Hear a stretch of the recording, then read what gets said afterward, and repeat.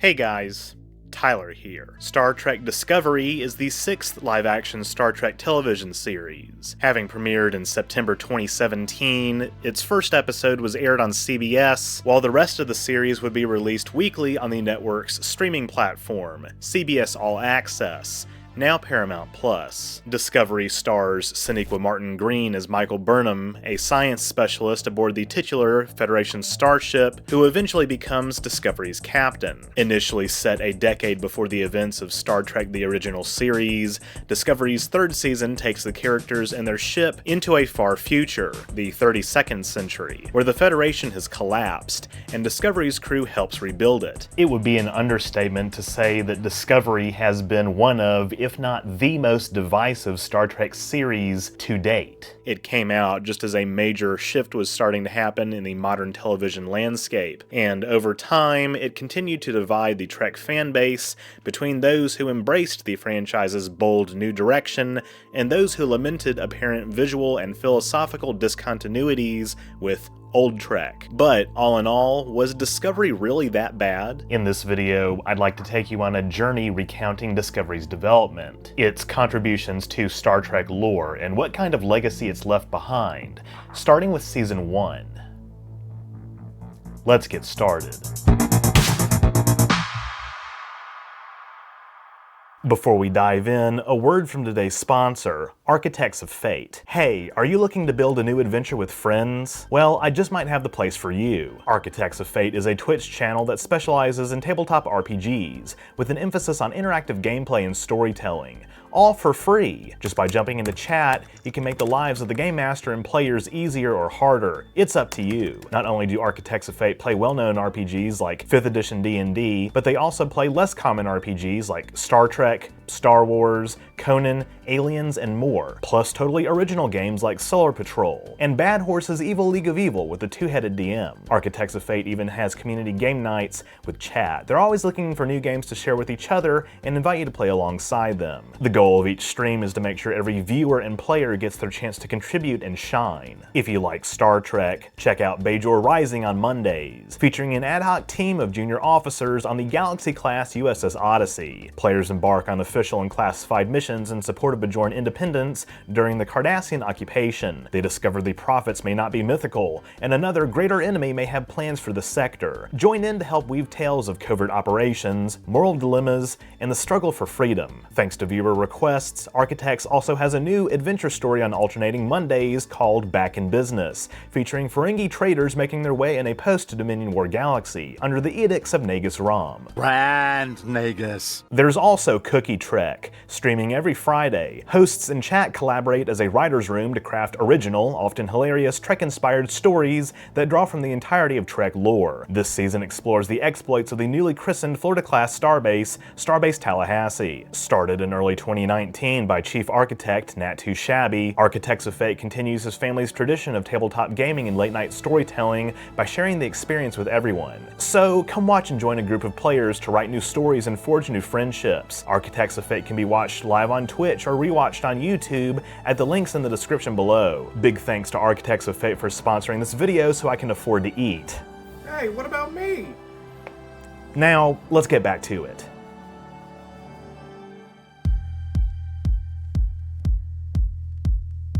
The story of how Discovery came to be arguably starts in the mid-2000s. After Star Trek Enterprise went off the air and Paramount was fully invested in J.J. Abrams' reboot film, the question of how Trek would return to television lingered in Hollywood and among fan circles. By 2009, Brian Fuller, a prolific writer on Star Trek Voyager, told his agent he wanted to helm a new live-action Trek show.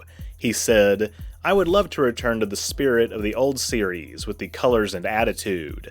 I loved Voyager and Deep Space Nine, but they seem to have lost the 60s fun and I would love to take it back to its origin. Star Trek has to recreate itself. Otherwise, all the characters start to feel the same. You always have a captain, a doctor, a security officer, and you have the same arguments based on those perspectives.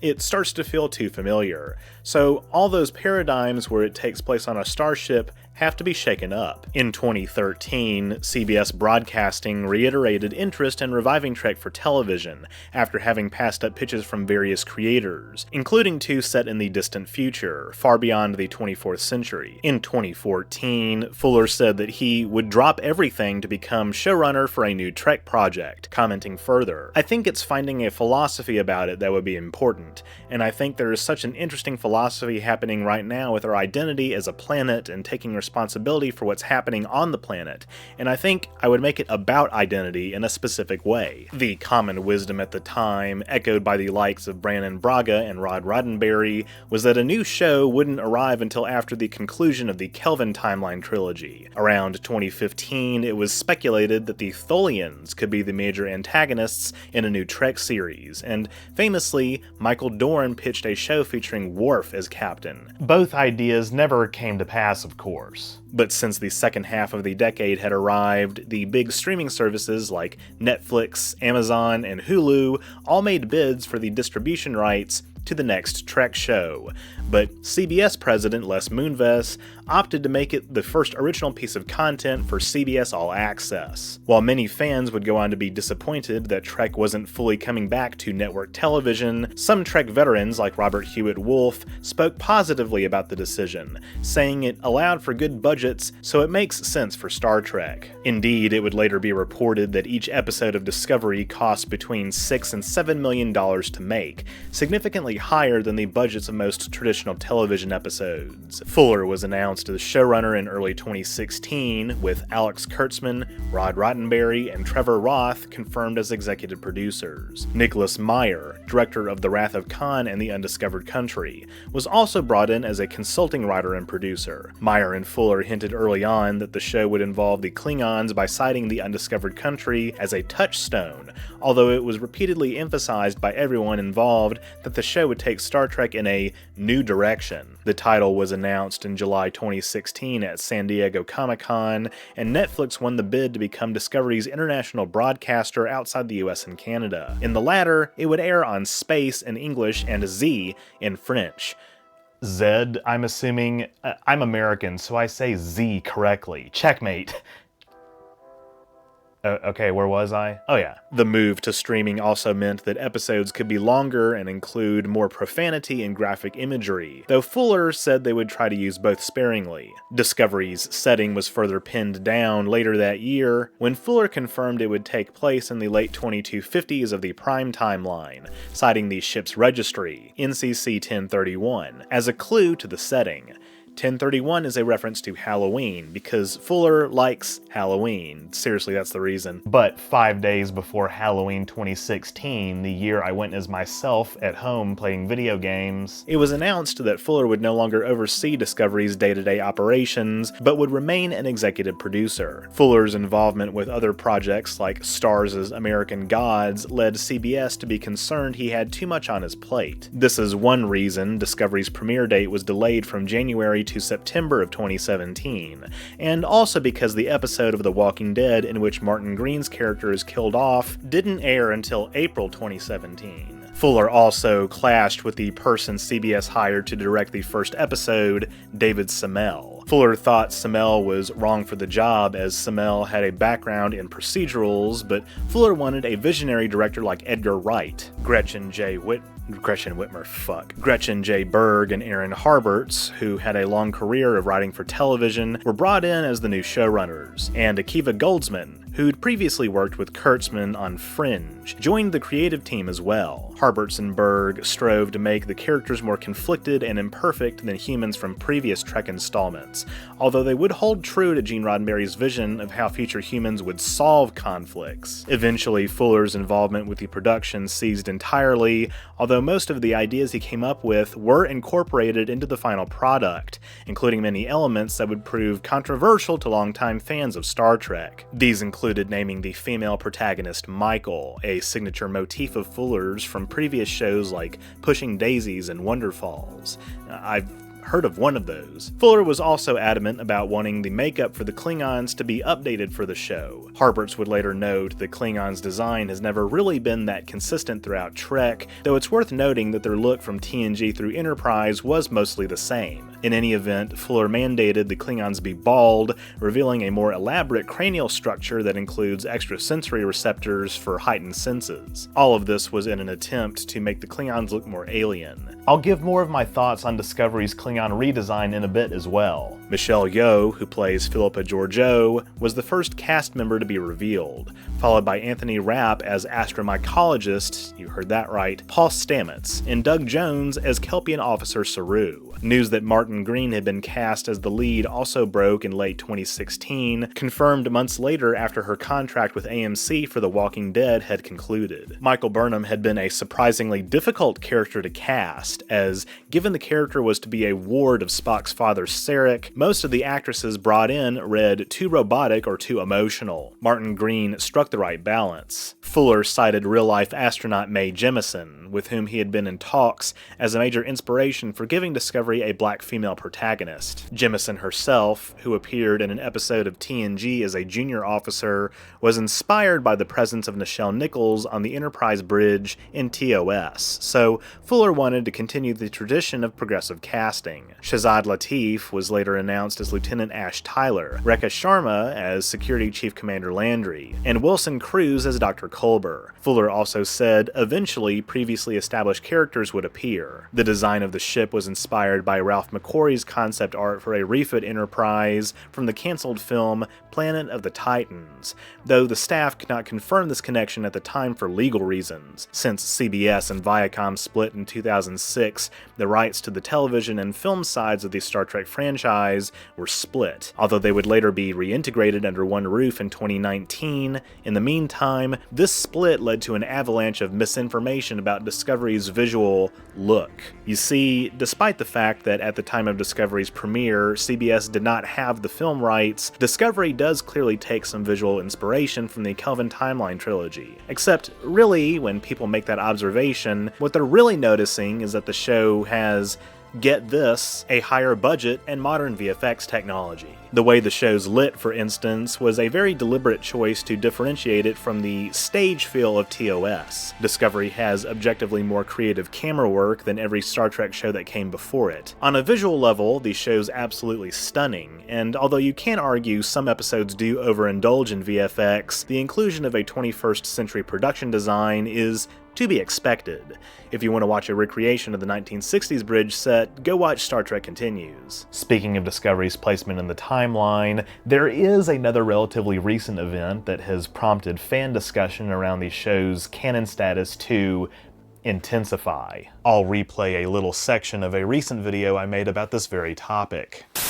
In the series finale of Lower Decks, when inhabitants of the Prime Universe are threatened by dimensional energy that alters matter into other quantum states, a Klingon officer is transformed into a Klingon with the Discovery redesign. While a pretty straightforward interpretation of this shot is that he's being altered into a version of himself from a universe where more Klingons still look like this, others had a different interpretation. This sequence alone led many fans to proclaim Discovery had been erased from canon, and people in my audience sent me a litany of tabloid articles to this effect. I've defended my stance on this many times, but an interview with Lower Decks creator Mike McMahon admittedly introduced some complications. McMahon said, "Listen, I'm not going to tell the fans how to respond to anything. If you watch Fissure Quest, you can see the timelines across different realities are all messed up. Was I being a little stinker with that moment and knowing what I was doing?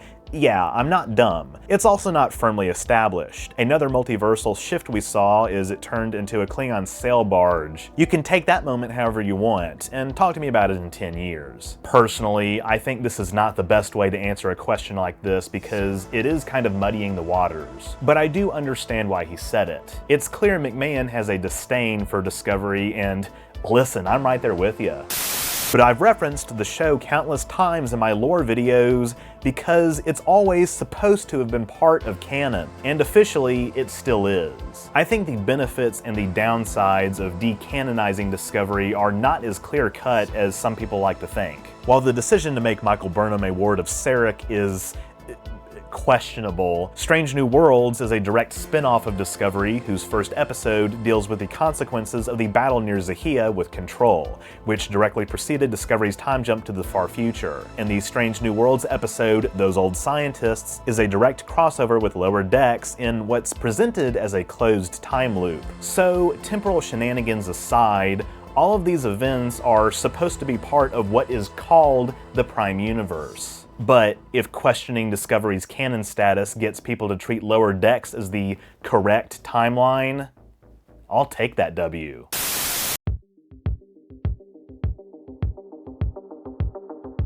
When I first watched Discovery's premiere episode, The Vulcan Hello, in fall 2017, I have to say I wasn't particularly impressed. At the time, I'd been a Star Trek fan for over 6 years, and not to toot my own horn, but I was sort of an aficionado of the classic Trek canon. Still am. Okay, I'm not the biggest lore head, but come on, this is essentially the entire foundation of my channel. My reactions to what I saw on screen were honestly pretty in line with some of Discovery's harshest critics. The Klingon redesign did not work for me at all, and the overall vibe of the series, which takes on a darker tone than most previous Trek, felt kind of jarring. Mind you, I'm a huge fan of Deep Space Nine, which for many fans has set the gold standard for dark Trek. But Discovery felt different. Something felt off. Honestly, after being underwhelmed by The Vulcan Hello, I more or less ignored Discovery for the next 3.5 years. I didn't incorporate any of its lore additions into my early videos, and I didn't even sign up for CBS All Access until January 2020, when Star Trek Picard premiered. That's also a story for another time. But later in 2020, I saw a promo for Discovery Season 3 that indicated they'd be venturing into the far future, where the Federation has collapsed, and that intrigued the fuck out of me. So, in preparation for this, my dad and I sat down and finally binged Discovery's first 2 seasons. He and I had watched all the other Trek shows and films when I was a kid, and until recently, as we've both gotten busier, we've watched new releases of Trek together as well. While my dad generally has a more positive outlook on media, once again, something about seasons 1 and 2 just didn't work for me. I was admittedly in a pretty nasty headspace in 2020 for what should be pretty obvious reasons, but when rewatching season 1 for this video, I was honestly very surprised at how I felt.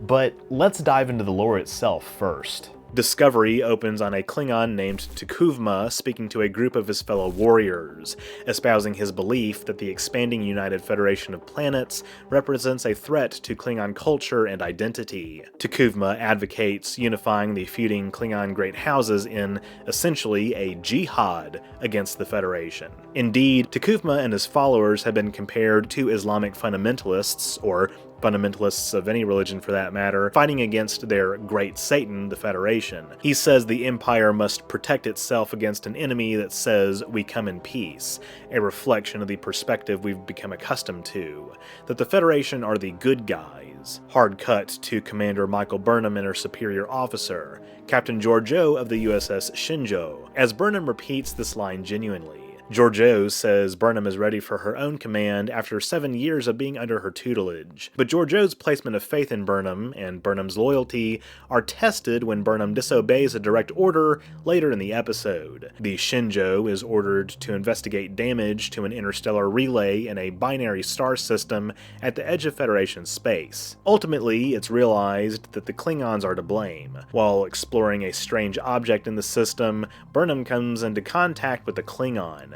This is the first time a human's seen one in decades, and the object is the sarcophagus, an ancient Klingon ship. After the Klingon, named Rajak, swings at her with his bat'leth, Burnham manages to activate her EV suit thrusters and impales the warrior. Long story short, after returning to the ship, Burnham mutinies against Georgiou and orders an attack on the Klingons, citing the Vulcan practice of firing first when crossing paths with the Klingons, saying hello in a language the Klingons understood. But in the second episode, Battle at the Binary Stars, amid the deliberation of waiting for orders from Starfleet admirals and debating whether to retreat, we see the opening shots of what comes to be known as the Federation-Klingon War. Well, one of three that we've seen depicted in the Prime universe, that is. This is the first time the Federation and Klingons have engaged each other since the inconclusive Battle of Donatu 5 in 2245, part of a series of brush wars since Human-Klingon First Contact. While Burnham is very frequently blamed throughout the series for starting this war, and while she even concedes this accusation,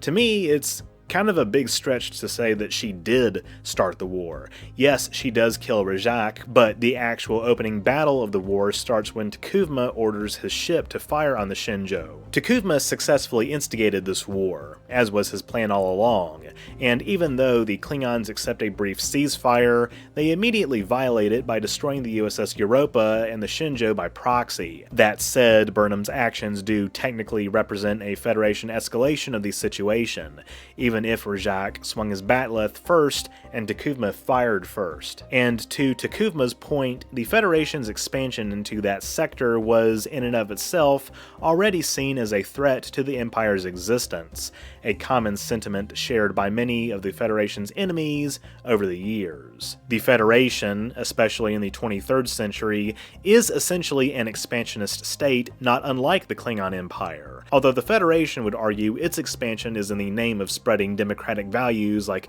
peace, freedom, and equality. I don't know, guys, does that sound familiar? Spreading democratic values? Even if it means aligning with classist societies like Ardena, as we see in the TOS episode, The Cloudminders. Yeah, when you recognize that a lot of prospective, provisional, and even full-fledged Federation members exist near the borders with more militant societies, and many of them have natural resources the Federation can use, it all starts to make sense. So, in a way, both the Federation and the Klingon Empire started the Federation-Klingon War, depending on how you look at the situation. It was coming no matter what. I mean, for Pete's sake, Saru's threat ganglia told him death was near. His ganglia don't lie. Battle at the Binary Stars also expands on the glimpses of Burnham's backstory that we saw in the previous episode. For anyone watching the show for the first time, Burnham's disposition probably comes off as unusual. She kind of embodies the temperament of Majel Barrett's character in Star Trek's first pilot, The Cage,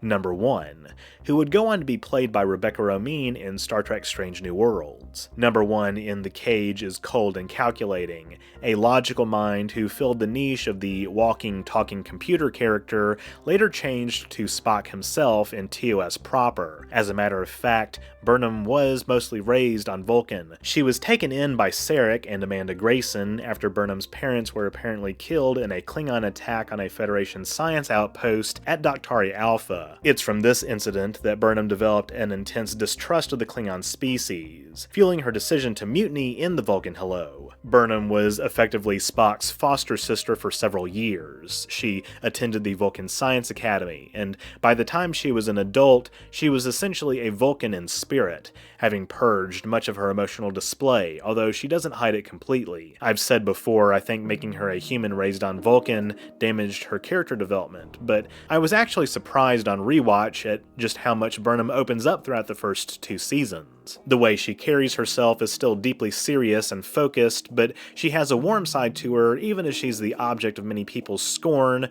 during the course of the war. Many have noted how Martin Green expertly balances the logical and emotional sides of her character, and I agree she does a lot with what she's given. I haven't seen The Walking Dead, so I don't really have a point of reference for what her performance is like in that show, but to say that she doesn't have range would be incorrect. Cynically, though, one could see how connecting her with Sarek was kind of a ploy to force Burnham into canon rather than organically add her storyline on top of it. We'll see this pattern unfold throughout the series. Increasingly, Michael Burnham becomes more and more the center of the universe, or at the very least the center of attention, in a franchise that previously has prided itself on having ensemble casts. In Context is for Kings, 6 months after being court-martialed and being sent to prison for life, Burnham finds herself being transferred to Discovery at the behest of her captain, Gabriel Lorca, played by Jason Isaacs. While Discovery is officially a science vessel, it also has a secret status. There's even a Section 31 presence on the ship.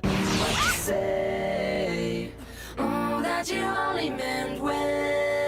Denoted by officers in black badges. These badges also double as communicators, a nod to the comm badges of the Next Generation era, first introduced in DS9, Section 31. A branch of Starfleet intelligence, tasked with protecting the interests of the Federation, is depicted in Enterprise as being a clandestine organization and is still unknown to many officers 200 years later. But in Discovery, it's considered a critical division and operates openly. This apparent discontinuity between Section 31 long being considered top secret and having special black badges advertising their existence is, in a word, frustrating for longtime fans. But one scene in Lower Decks actually pokes fun at this discontinuity in a pretty amusing way. Isn't Section 31 supposed to be like a big secret? I mean, why would we wear special comm badges that advertise who we are? You could still be dead.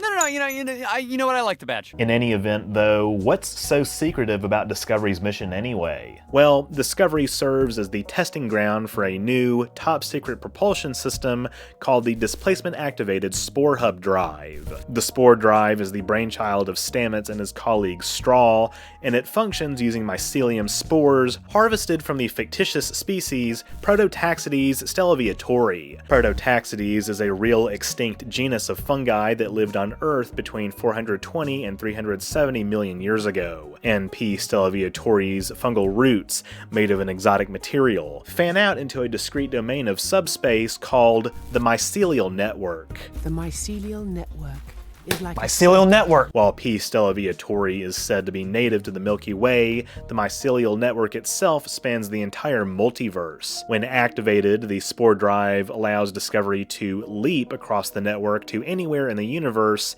instantaneously. If this sounds too advanced for the 23rd century time frame, well, you're not alone. The Spore Drive is another one of fans' biggest complaints about Discovery. During this era, Starfleet ships are only supposed to be capable of traveling roughly a light year a day at maximum warp. And even a century later, in Voyager, it would have originally taken 7 decades to travel 70,000 light years home from the far reaches of the Delta Quadrant. But that's why the Spore Drive is top secret. Discovery is one of 2 ships in the fleet with this drive installed, the other being the USS Glenn. But, spoiler alert, the Glenn's crew dies after an experiment with the drive goes wrong. But no matter the cost, Starfleet wishes to use the Spore Drive as the Federation's secret weapon against the Klingons in the war, and they give Lorca a high degree of latitude in commanding Discovery as he sees fit to carry out this operation. The idea of a mushroom drive has been ridiculed as being kind of absurd, although it's worth pointing out that this kind of dabbling in the weird and psychedelic side of space travel is perfectly on par with the spirit of TOS. And since Discovery has lots of references to Alice in Wonderland,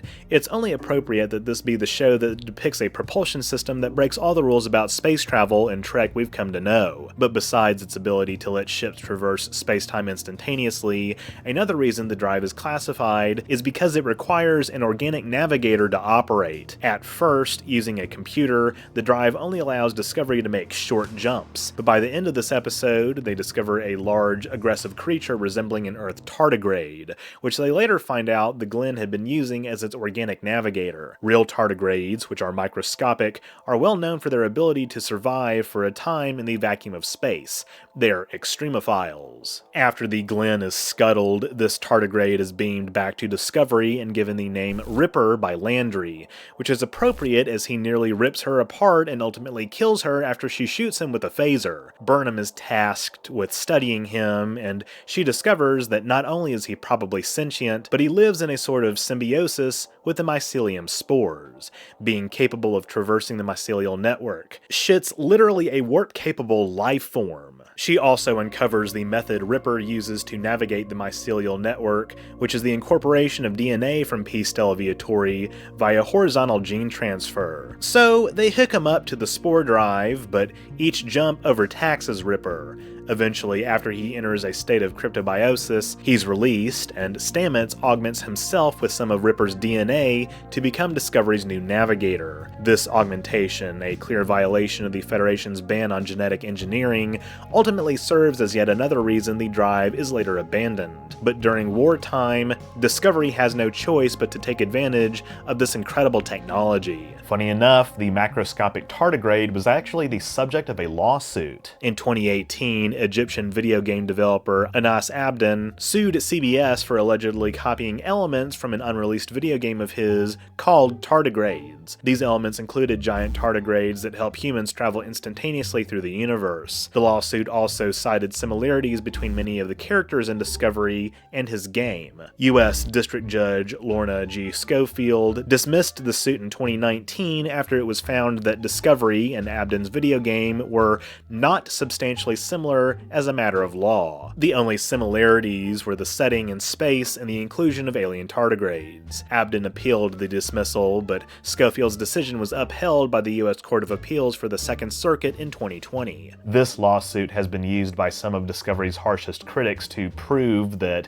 CBS is stealing ideas. And listen, I'm not going to sit here and deny that Paramount is probably following Disney's lead by using Lower Decks' 5th season to set up a potential Star Trek version of Marvel's What If. But while I've joined the chorus of people remarking about the similarity between, say, Star Trek Picard Season 1 and Mass Effect, I think it's also important to keep in mind that, yes, in a world with billions of people, two independent minds are sometimes going to come up with strikingly similar ideas. It's literally the definition of a coincidence. It's at this point I feel the need to step back and fill in some information about some of the other stuff we've been introduced to in the first 4 episodes. Context is for Kings, in addition to introducing Lorca, also introduces Sylvia Tilly, played by Mary Wiseman. At first a cadet, then later an ensign, lieutenant, and beyond, Tilly is a junior engineer and Burnham's roommate aboard Discovery. To many, especially in her early appearances, Tilly can come off as kind of annoying. She's got a very quirky personality and, in a way, almost comes off as being on the autism spectrum, although she was not deliberately written or performed that way.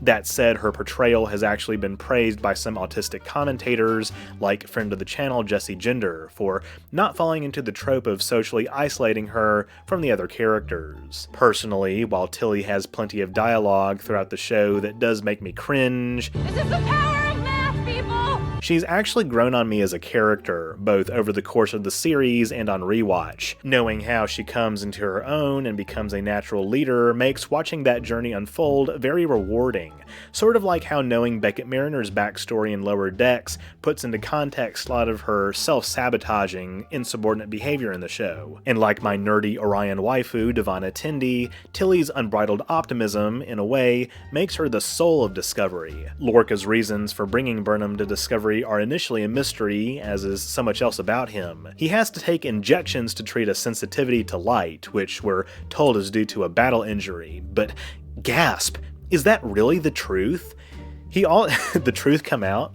Lorca is Terran? He also has this sort of menagerie that includes the skeleton of a Gorn, a species that the Federation is, as of yet, not supposed to be in contact with. How did he get that Gorn skeleton? The answer might surprise you. The first time Lorca calls Burnham into his ready room, he offers her a fortune cookie, claiming that in the 22nd century, his family operated a business that produced fortune cookies. But this business was rendered obsolete when hunger and poverty were eliminated on Earth. In addition to being a nod to the arrival of the New World economy, as referenced in various other Trek installments, this raises some interesting questions. In this new economic paradigm, why couldn't the Lorca family business thrive? Did United Earth seize the means of fortune cookie production? Is this why people say Gene Roddenberry was a Maoist? Besides Lorca and Tilly, we also meet Culber, who is Discovery's chief medical officer and Stamets' partner. Culber's arc throughout the show is kind of a wild ride, and I have to say, it's not really handled all that well, which is a shame. But in the meantime, his role as CMO left me with a rather positive impression.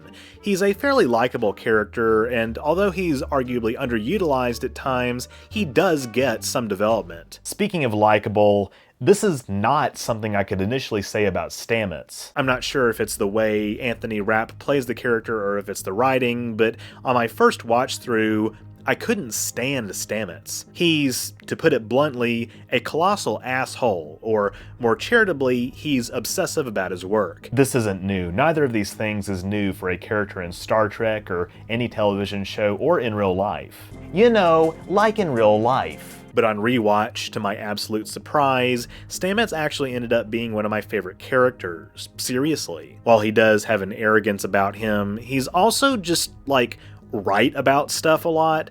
Dude's really fucking smart. Also, I probably relate to him more now that I have a few years of being a full-time content creator under my belt. I'm more confident, I'm proud and protective of my work, I'm pretty obsessive myself, and I feel like I'm more knowledgeable about the world than I was a few years ago. Unfortunately, a lot of the other characters we meet in the first few episodes don't get as much development, and this is yet another one of the chief critiques of Discovery. Throughout the history of Trek, as I mentioned earlier, there's been a consistent structure for the main cast. They follow the same command structure, with the captain at the top and members of the senior staff filling out the rest of the roles. You'll occasionally get some other folks in the mix who aren't part of the chain of command, including civilians like Guinan in TNG, Quark in DS9, and Neelix in Voyager, though the latter would go on to be designated Chief Morale Officer. But in any case, they were all part of an ensemble. With Discovery, not so. Discovery is, for all intents and purposes, the Michael Burnham Show. She is the protagonist of the universe as far as the story's concerned. So much revolves around her. She's the supposed cause of the Klingon War, she's the origin of these weird signals we see throughout space in Season 2, she's the one to lead the charge in rebuilding the Federation in Season 3, and she's the captain in Seasons 4 and 5. But while I can play devil's advocate and argue that this non-traditional structure for a Star Trek show is not inherently the problem, Michael getting the most screen time does serve as a detriment to other characters who, I'm sorry, had the potential to be far more interesting, or at least more fleshed out. There are several characters who fit this bill. For instance, there's Reese, the tactical officer, and Bryce, the communications officer, whose first names I couldn't tell you if you held a phaser to my head. It's hard enough to remember their last names because they're so similar sounding. Poor fellas, I just don't know jack shit about them. And arguably I should. People will point out that characters like Bryce and Reese are more akin to background characters than main characters. Indeed, they're not even listed in the main cast, nor is Discovery's pilot, Kayla Detmer, nor the ship's operations officer, Joanna Woshikun. They'll further point out that characters like Uhura, Sulu, and Chekhov didn't get the lion's share of development on TOS either, and were more like supporting cast as well. But at least Uhura, Sulu, and Chekhov did occasionally have some episodes centered around them and had a good amount of lines whenever they showed up. Plus, their characters being minorities, a black woman, a Japanese man, and a Russian man respectively, were revolutionary for a network show in the 1960s. Discovery's cast being diverse is absolutely a good thing, but instead of just being there, I think the show did an incredible disservice by not having these other characters take the spotlight more often. This is especially bad in the case of Detmer, who served with Burnham aboard the Shenzhou and should thus have just as much to say to her as Saru, frankly. Detmer does have a little PTSD arc in Season 3 after sustaining a head injury, but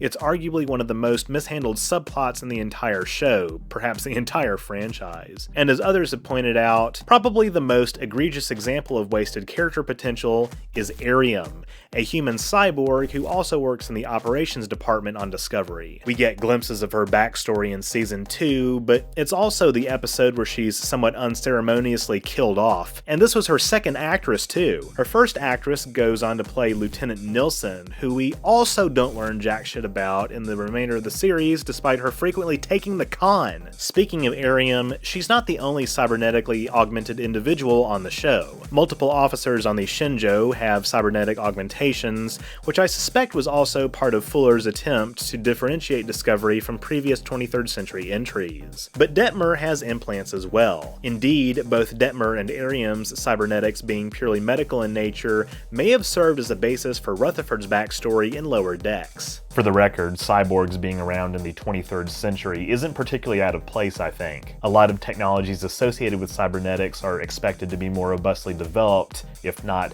widely accessible and affordable, by the end of this century. But the presence of multiple cyborgs on Discovery does underscore another aspect of the show that has proven controversial: the seemingly more advanced technology than is supposed to be present in the 2250s. This brings full circle the discussion about Discovery's visual style. A lot of Trek canon purists would insist that the show should have more faithfully recreated the production design of TOS, especially in terms of the scale of the ships, the variety of ship classes, the design of the consoles, and the general technologies available. Why aren't they wearing the different colored uniforms, you might hear some people ask. One of the more common complaints is that the characters extensively use holographic communications instead of view screens. Now, I personally prefer screens myself. I think holograms are kind of overrated. Sorry, Doctor. But to be honest, I can't particularly say I give a shit that they have holograms in the 23rd century. They're obviously not sentient, they're just, like I said, a form of communications technology. Discovery's uniforms also look like a nice update of the Enterprise-era blue jumpsuits. And as far as, like, the design of the consoles and stuff, the size of the ships, guys, again, come on. Are we really going to be that stuck in the past that a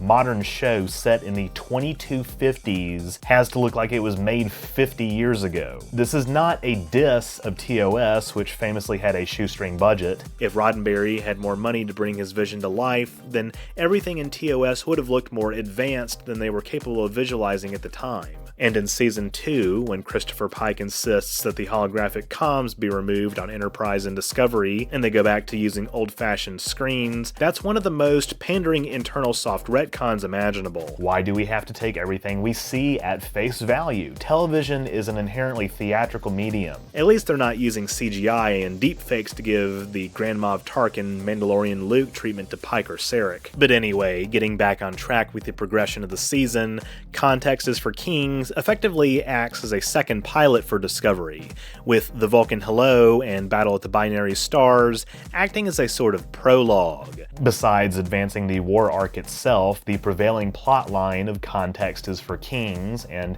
indeed of the season itself, is Burnham earning back the trust of her crewmates. In Episode 5, Choose Your Pain, Lorca is taken prisoner by the Klingons and finds himself in the company of Tyler, already a prisoner of war, and the notorious criminal Harry Mudd, played in Discovery by Rainn Wilson. I don't particularly care for Harry Mudd as a character in TOS. I found most of his appearances to be rather uninteresting, and he came off like a character forced in the show by the network to make it more relatable or some shit. But I honestly can't say I find anything wrong with Wilson's performance. Mudd is a conman and a swindler, but there's a little extra sauce Wilson adds to the character that makes him, in my opinion, easier to watch than the 60s portrayal. Nothing against Mudd's original actor, but Choose Your Pain is a compelling episode because of how Isaacs, Lateef, and Wilson play off of each other. Wilson's Mudd is a much more believable human character, I think, as weird as that is to say. But I think for a lot of Star Trek fans, where human character comes with a lot of qualifiers, you know what I mean. Wilson sells Mudd's rather pathetic nature, how easily he turns on others to preserve himself, but he also demonstrates how deadly Mudd can be, as Mudd shows up again in Episode 7, Magic to Make the Sanest Man Go Mad. Here he uses alien technology to trigger a time loop that repeatedly kills Discovery's crew in an effort to learn the secrets of the Spore Drive, which he intends to sell to the Klingons. Because of Stamets' integration with the tardigrade DNA, his mind effectively exists outside our normal space-time, granting him the ability to sense changes in the timeline, much like Guinan in TNG. He helps Burnham and Tyler thwart Mudd's plans, and Mudd is caught red-handed by his father-in-law, an arms dealer who has made a fortune supplying weapons for the war. While I abhor his line of work, I have to admit, this dude's got sick drip, complete with a cane. He's put out a reward for Mudd's apprehension, as Mudd has absconded with the dowry from Mudd's wedding with Stella, a woman for whom he clearly could not care less, but who also happily accepts the task of keeping Mudd away from Starfleet. Later, Mudd would recount to the crew of the Enterprise how Stella's supposed nagging had driven him back to his career as a con artist. I mean, sure, Mudd's a criminal and a drug addict, but come on, he's just trying to make an honest living. Women, am I right? For legal reasons, that's a joke. Magic to Make the Sanest Man Go Mad may be a one-off time loop episode in an otherwise serialized season, but it's a pretty effective one. Up to now, we haven't really had a classic Trek escapade aboard Discovery, and while I'm not the biggest fan of the Mud character, the episode's a nice breather in between the heaviness of the rest of Season 1. Choose Your Pain and the subsequent episode, Letha, also take a good amount of time to introduce Tyler. And I have to admit that, in addition to Stamets and Lorca, Tyler ended up being another one of my favorite characters from Season 1 on rewatch. And not just because we share a name. When we meet Tyler, he says he's been held prisoner by the Klingons for nearly 7 months. After he escapes with Lorca, Lorca makes him Discovery's chief of security, and Tyler begins a romantic relationship with Burnham. But as we uncover over the course of the season, Ash Tyler is dead. This Tyler is really a Klingon sleeper agent, the assumed identity of Volk, T'Kuvma's torchbearer tasked with activating the Beacon of Kahless and summoning the 24 Great Houses according to prophecy. In the name of intelligence gathering, Volk underwent an experimental surgery to make him appear completely human, both inside and out. The slow revelation of Tyler's true identity is rather compelling on rewatch, and Lateef plays Tyler with such a deep, painful sadness that in other contexts might come off as melodramatic, but for whatever reason absolutely works here. We get hints as to Volk's mission as he suffers from PTSD from being raped and tortured by his captor, L'Rell of House Mokai. Tyler's relationship with Burnham provides comfort as both have had traumatic experiences over the last several months and beyond. Volk is awoken a few times with trigger phrases by L'Rell and his Mirror Universe counterpart.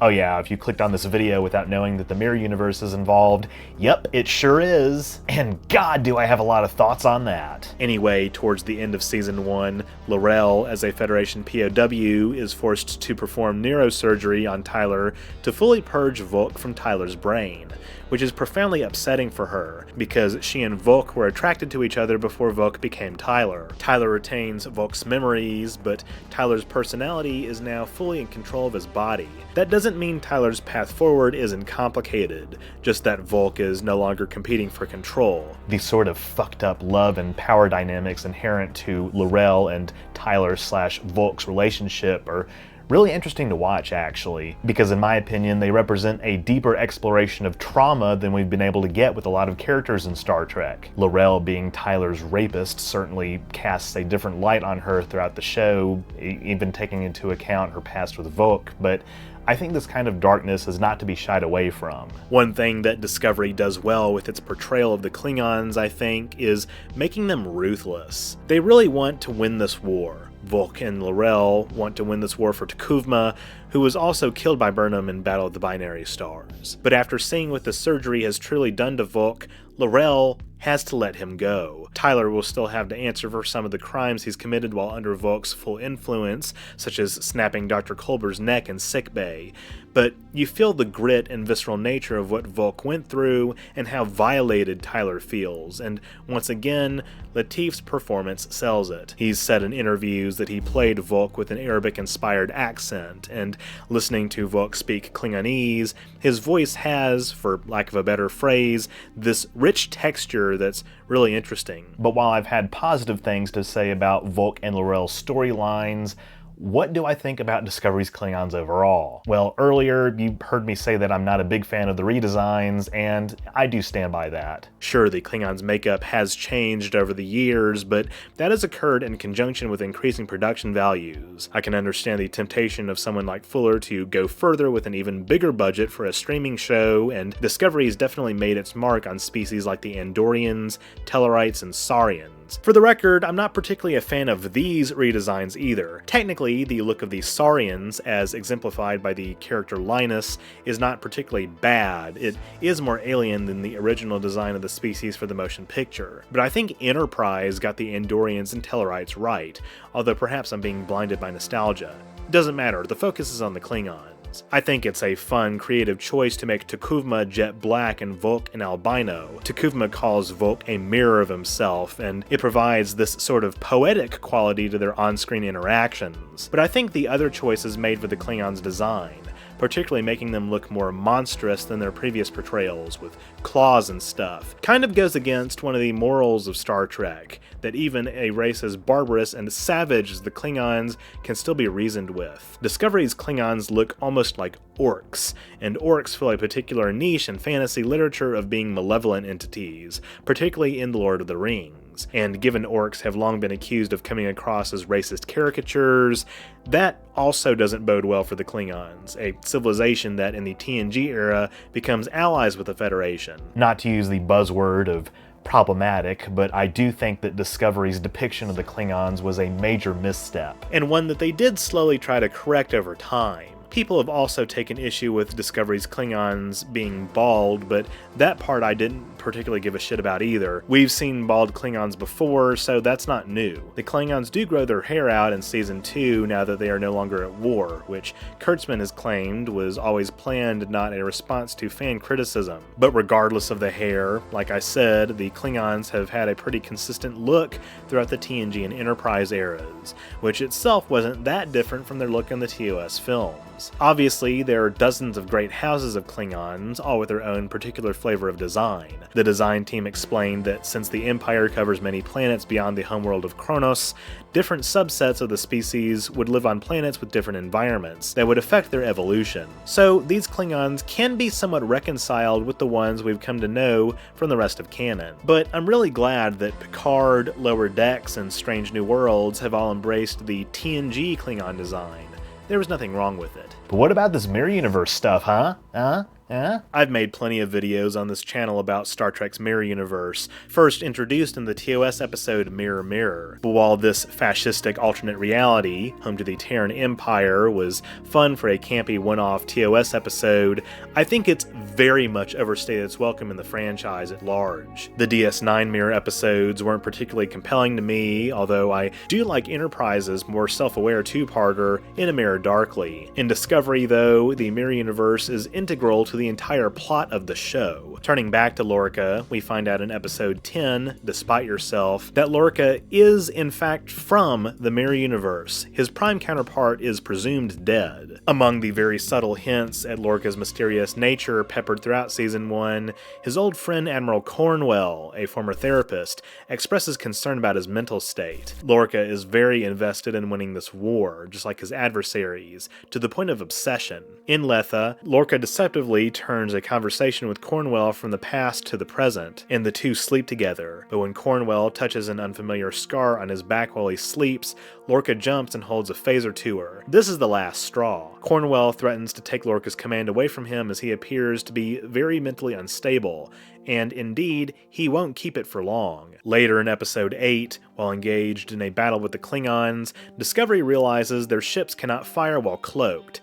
So uncovering the secret of the Klingons' cloaking technology becomes a major focus of the war effort. Saru, Tyler, and Burnham are sent on a high-priority mission to Pavo to install a listening device and make contact with the non-corporeal Pavan species. The Pavans vow to bring the Federation and Klingons together to end the war, much like the Organians do to ease tensions in the TOS episode Errand of Mercy. But against Starfleet's orders, Lorca orders Stamets to perform a very specific series of jumps to gather information about the cloak that can help Discovery destroy the sarcophagus. And it works, though at the expense of Stamets' health, because as you can imagine, just like with Ripper, being the Spore Drive's organic interface has been very taxing. This isn't Dune, he's not a guild navigator. But things are about to get a lot more stressful, as when Discovery is ordered to go back home, Lorca performs an override from his chair that lands the ship not at Starbase 46, but in the Mirror Universe. At first, in the beginning of episode 10, Despite Yourself,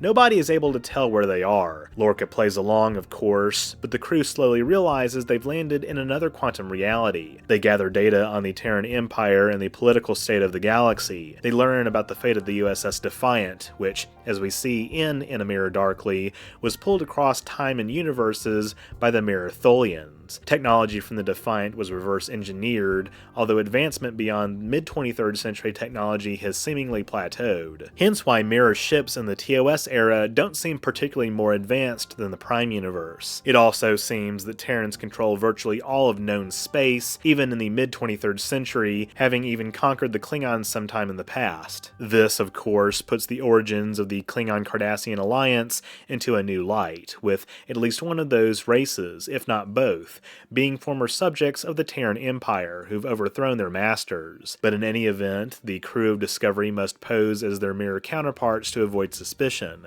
and part of this is forming an understanding of Terran psychology. As Burnham describes, the Terran Empire is an oppressive, racist, and xenophobic fascist state, and violence is so ingrained in Terran culture that it has self-propagated into an evolutionary survival mechanism. Being Terran is an extreme case of survival to the fittest, and revenge is the only motivation Terrans have for any action. That latter sentiment comes from none other than Mirror Philippa Georgiou, who, as we learn in episode 11, The Wolf Inside, turns out to be the Emperor of the Terran Empire. In the Mirror universe, Philippa acted as a mother figure to Michael as well. Their fates are seemingly intertwined across timelines, and Lorca was Mirror Michael's daddy, both because he was her adoptive father and also when they started to have a sexual relationship.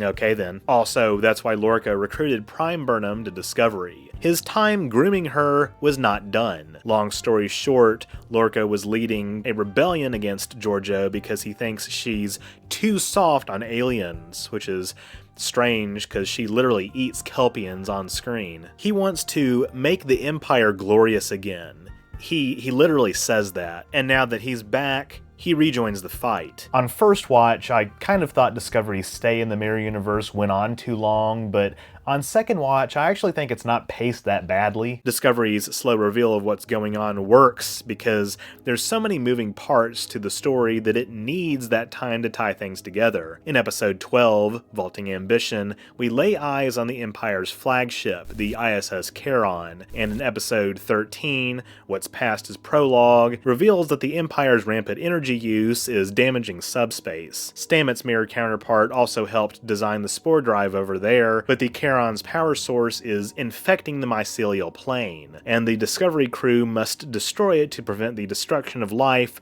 throughout the multiverse. Some pretty big stakes, I have to say. They also succeed in this, and Discovery can now jump back home. But just as Georgiou kills Lorca and quashes his coup, Burnham saves Georgiou, bringing her to the Prime universe. She selfishly feels the need to atone for letting down Prime Georgiou in an act that got her killed aboard the sarcophagus a year prior. It's at this point that I, and probably a lot of other people, start to have a love-hate relationship with Michael Burnham. Throughout the series, she frequently makes decisions based on this sort of savior complex that admittedly is called out by the other characters. But while it's not a sin for a Star Trek show to be led by a flawed protagonist, the idea that Burnham actually faces real consequences for her actions is a stretch, besides having been imprisoned for mutiny, of course. This decision to rescue a genocidal dictator is at best questionable and at worst fucking stupid. This isn't her Georgiou. Her Georgiou is dead. This is a parallel universe counterpart whose role in her society is effectively that of Space Hitler. I totally get wanting to give an actress like Michelle Yeoh something more to do besides just be in the prologue, but how the crew reacts to this is not very satisfying. More on that later in the series. Indeed, I tend to agree with a common criticism of Lorca's storyline, which is that it would have been far more interesting if he were Prime Lorca and was just a battle-hardened asshole. He could have represented the kind of Starfleet captain who only exists during a time of war to make the tough calls that other captains like Prime Georgiou couldn't in the moment. That would have served as incredible commentary on what war does to otherwise good people. Because in Discovery, Terrans are not good people. They're animals. They're confirmed to have actual biological differences from humans, including a sensitivity to light. That's why Lorca was taking those injections. And these biological differences are later expounded upon with talk of a chimeric strain on the subatomic level found in the Terran stem cell, explaining Terran inclination towards violence. This is dismissed as psychological manipulation by Georgiou, but if it were true, I think it ruins any intrigue surrounding the mirror universe. There's always been a long time debate as to whether the mirror universe is an alternate history with a specific divergence point, or whether it's always existed alongside the prime universe. I can't answer that in this video, although you should definitely go watch my mirror universe trilogy on this channel. I hate the mirror universe because while Discovery did do a better job of fleshing out the Terran Empire as a fascistic foil to the Federation, it bungles everything regarding nature versus nurture vis-a-vis the Terrans themselves. Just like how Discovery's Klingons are monstrous, Terrans are hinted to be genetically evil, and that's just boring. The mirror universe is a deeply unserious concept and setting, and while Discovery had an opportunity to put a serious spin on it, in my opinion, they missed the mark on demonstrating how otherwise normal humans can let their darkest impulses come out when exposed to a hostile environment. Once again, something Deep Space Nine excelled at. After returning to the Prime Universe, Discovery, which has been gone for 9 months, finds that the Klingons are winning the war. We're told in episode 14, The War Without, The War Within, that a third of the Federation's fleet has been lost. Some have pointed out this could explain the seemingly smaller number of ship classes in TOS and the ability of younger officers like James T. Kirk to fill captaincy vacancies. The Klingons even take the fight to the Sol system, where they've destroyed and ransacked Starbase 1. Not in Earth orbit, but just beyond the orbit of Pluto. Earth's space dock is still under construction in this era, but in the wreckage of Starbase 1, we see it's not the symbol of the Klingon Empire, but that of the House of Dagor. The factions are fighting amongst themselves. In episode 15, Will You Take My Hand?, the Federation decides to take advantage of this decision by planting a hydrogen bomb on Kronos. That's right, they're gonna pull a Hiroshima. When an away team on Kronos visits an Orion outpost to gather intel about a volcano system on the planet, Tilly meets an Orion drug dealer played by Clint Howard, adding to his list of Trek guest appearances. But just as the Federation is about to commit genocide on Kronos, L'Rell steps in and becomes the unifying leader the Empire needs, taking on the role of High Chancellor. With Volk essentially gone now, L'Rell is the only remaining follower of T'Kuvma who can be the leader the Empire needs. The war ends as the Great Houses are unified under a new purpose, and towards the end of the episode, Discovery responds to a distress call from none other than the USS Enterprise. Another ship full of familiar faces has arrived. This little bit of fan service hints at what's to come in Season 2, including Christopher Pike temporarily taking command of Discovery, and heavy involvement of Spock, despite Akiva Goldsman's early insistence that Spock would in fact not appear on the show. Well, it turns out that didn't happen. He does, in many ways a response to fan criticisms of Season 1's supposed deviations from canon, and it has mixed results. As far as my thoughts on Season 1 overall, if you couldn't tell already, I was deeply surprised that on rewatch it was much stronger than I thought. If you compartmentalize and overlook the starship tech, the uniforms, the Klingon redesign, the non-traditional casting structure, the spore drive being 23rd century tech, Discovery Season 1 has, once again, a pretty compelling narrative, actually. Not every episode is golden, of course, but the character arcs can actually be pretty rewarding to watch unfold. I historically have rated Season 1 as my least favorite because I didn't particularly care about the Klingon War storyline, but now my opinion is reversed. I actually think that Season 1 is Discovery's strongest season, and every season after it is weaker. But what exactly do future seasons get wrong and right that makes me feel this way?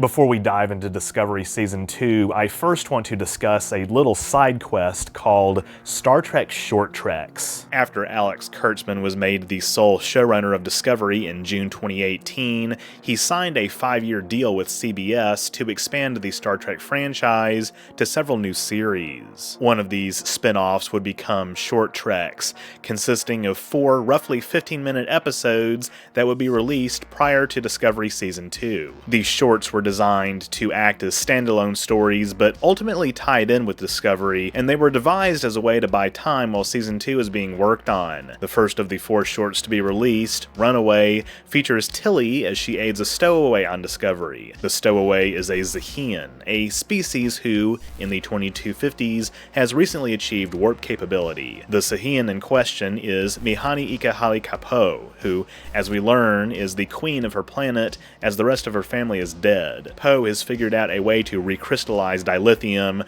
which has now made Zahia, home to extensive dilithium mining operations, the most politically relevant planet in the Alpha Quadrant. Runaway, placing Tilly front and center at a time when she's still working on her confidence issues, is interesting to watch as she is about to embark on the command training program, which her mother is concerned about, but now it's up to Tilly to prove her wrong. Her heart-to-heart with Poe over Poe's frustrations about being unheard is pretty sweet, but overall this episode is not quite as memorable as the others. It mainly provides context for when Poe shows back up later in the season. Calypso is probably fans' go-to example as the strongest of the short treks. Taking place in the 43rd century, more than 1,000 years after Discovery's final 3 seasons, and 2,000 years after the bulk of Trek, the plot of Calypso is ripped straight from Homer's Odyssey. And it's fantastic. The protagonist, Kraft, arrives at Discovery aboard an escape pod. He's a soldier from Alcor 4, whose host star, Alcor, is a real binary star 80 light-years away in the constellation Ursa Major. For a decade, Kraft's people have been fighting a war with the Vadrash, a pidgin abbreviation of Federation, as we learn in Season 3. Kraft is nursed back to health by Zora, a sort of AI avatar of Discovery's computer, whose origins we'll come to witness as the series progresses. Kraft spends quite a bit of time with Zora and develops a close relationship with her before he has to return to his planet in a heartbreaking moment, but Calypso setting up Zora is bittersweet. The short is set so far in the future that before Season 3 came out, it was kind of mind-blowing. Why has Discovery been dormant for 1,000 years? Why is the Federation fighting wars with human colonies in the 5th millennium? The epilogue of Discovery's series finale provides some answers to at least the first question, although it's arguably pretty rushed. Discovery's showrunner from Season 3 onward, Michelle Paradise, confirmed that setting up Calypso would have been the central engine of a 6th season had the show not gotten cancelled. The brightest star is essentially a Saru origin story, taking place years before the events of Discovery, and besides Calypso, it's probably the short that makes me the most emotional. Even for those who dislike Discovery, Saru is a pretty popular character, and the brightest star gives hints and glimpses of some of the lore surrounding the Kelpians and Ba'ul we see more of in Season 2. Saru's first contact message with the Federation using reverse-engineered Ba'ul technology, and his eventual meeting with Philippa Georgiou is somewhat reminiscent of the plot of the Next Generation episode Pen Pals. But unlike the young Dreamin' Sarjinka in Pen Pals, Saru is allowed to come with Georgiou and seek asylum in the Federation on the condition that he cannot return to his homeworld. Georgiou's explanation that the Prime Directive prevents her from being able to do more for Saru's people honestly got me choked up, since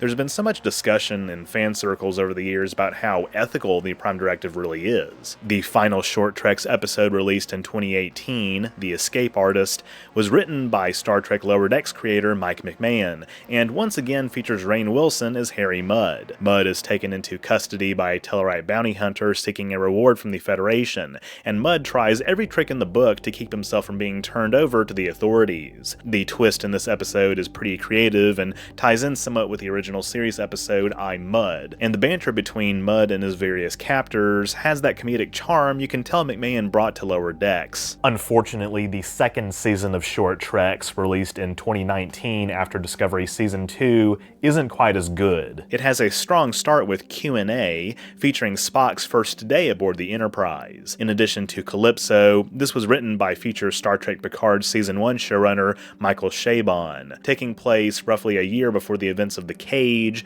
Spock is more outwardly experimenting with his emotions, a motif we see continue in Star Trek Strange Strange New Worlds, and number 1 has a more logical disposition like the one she possesses in The Cage, but she's also got a hidden love for Gilbert and Sullivan. While celebratory of the Enterprise's diversity, she does tell Spock that if he wants command, in order to be taken seriously, you must keep your freaky to yourself, which retroactively could be seen as foreshadowing her coming out as an augment in Strange New Worlds. This is an era where Vulcans are still perceived stereotypically by lots of humans, so Q&A putting Spock's journey balancing his human and Vulcan halves in perspective is fascinating from a timeline standpoint. The subsequent short, The Trouble with Edward, is, in my opinion, a very cringy Tribble storyline that has been reviewed and memed to death on YouTube, and I honestly feel no need to expound upon it further here. But after Captain Pike administers a psych test to a prospective engineering officer in Ask Not, Short Treks offers 2 animated shorts,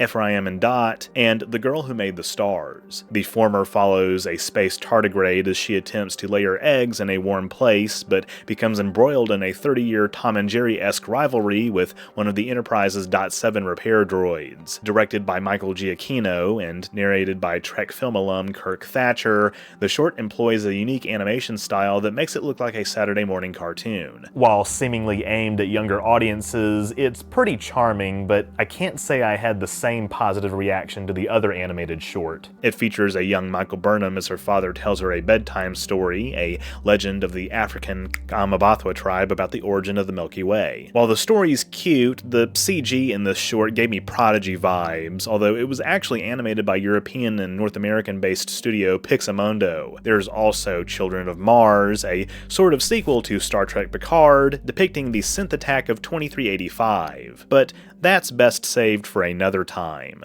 Back to Discovery.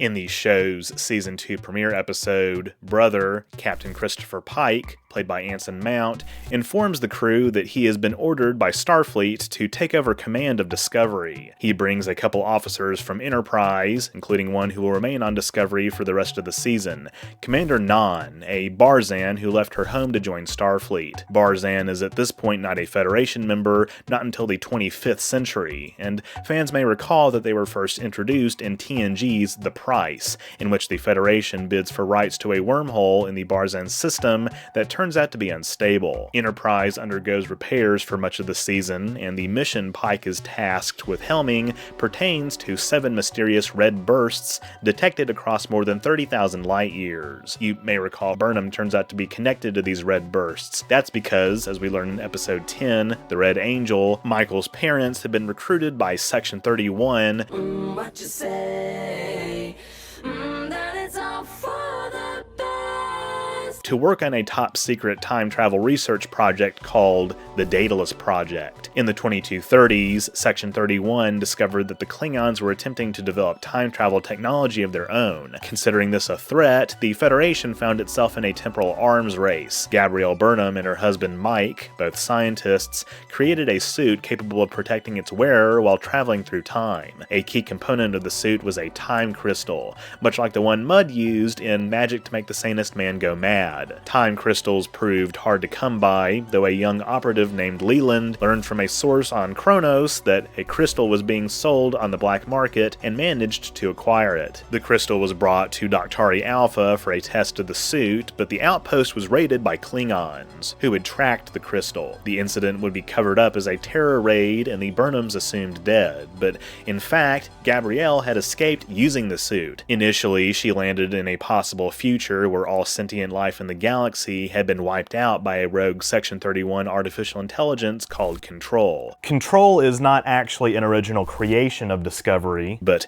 interestingly, the concept was likely borrowed from the Star Trek novel continuity, particularly the Section 31 novels Disavowed and Control, written by David Mack. If the threats to life posed by the Charon's energy orb weren't enough, Discovery Season 2 does it again, and this is not the last time. but in addition to having such out-of-this-world stakes, Season 2 did something else that caught me off guard. While Season 1 has its occasional humorous moments amidst the grimdark war plot line, Season 2's humor is much more abundant, especially in the first few episodes. While some of it does work for me, a lot of it is incredibly forced. And I cannot come to any conclusion other than that the writers felt compelled to insert more humor in reaction to the more popular series, The Orville. That said, not everything about Season 2's humor is unwelcome. In addition to some lines that got me chuckling, Season 2 makes a major addition to the cast in the form of Jet Reno, played by comedian Tig Notaro. Reno, an engineer, is a survivor of the crash landing of the USS Hiawatha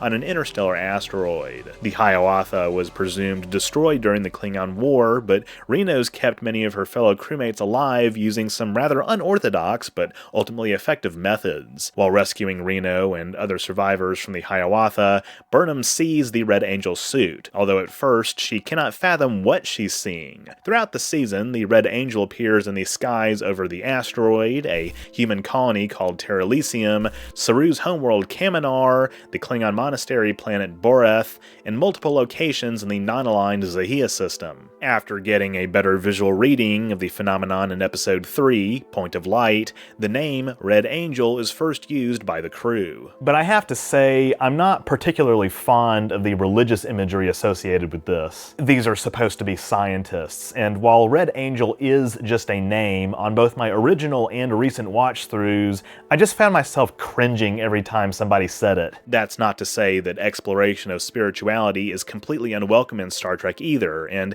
indeed, Episode 2, New Eden, strikes a balance that I think is pretty appropriate for the franchise. Using the Spore Drive to investigate a signal 50,000 light-years deep into the Beta Quadrant, Discovery arrives at the world of Terralisium, where a group of humans have settled in a colony they call New Eden. Continuing the tradition of depicting human colonies in far-flung reaches of space where they shouldn't be, we learn New Eden's backstory. In 2053, on Earth during World War III, Gabrielle appeared as the Red Angel and rescued the colonists' ancestors, who were hiding in a church during a bombing raid over Indiana. Gabrielle brought them to Terralisium, and the colonists resolved their religious differences by combining their faiths. The New Eden colonists still operate as a pre-warp society, and to a significant extent, even a pre-industrial and pastoralist one. They've built a sort of universalist church to worship in and have crafted a new religious document, kind of like the Orange Catholic Bible from Dune. Pike recognizes that the text is written in Federation Standard, confirming that Federation Standard is in fact descended from American English. We learn Pike's father was a science teacher who also taught comparative religion,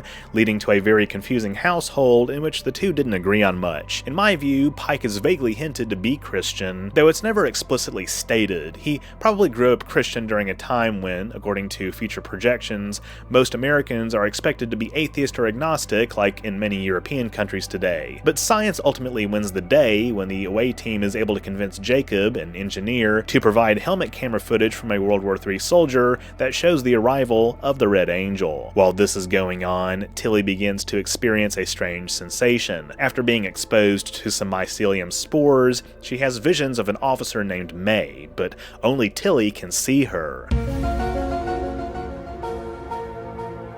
Tilly realizes that May is a hallucination based on a childhood friend, and the real May has been deceased for 5 years. Fun fact, the school where Tilly met May during Tilly's brief attendance there is named Musk Junior High.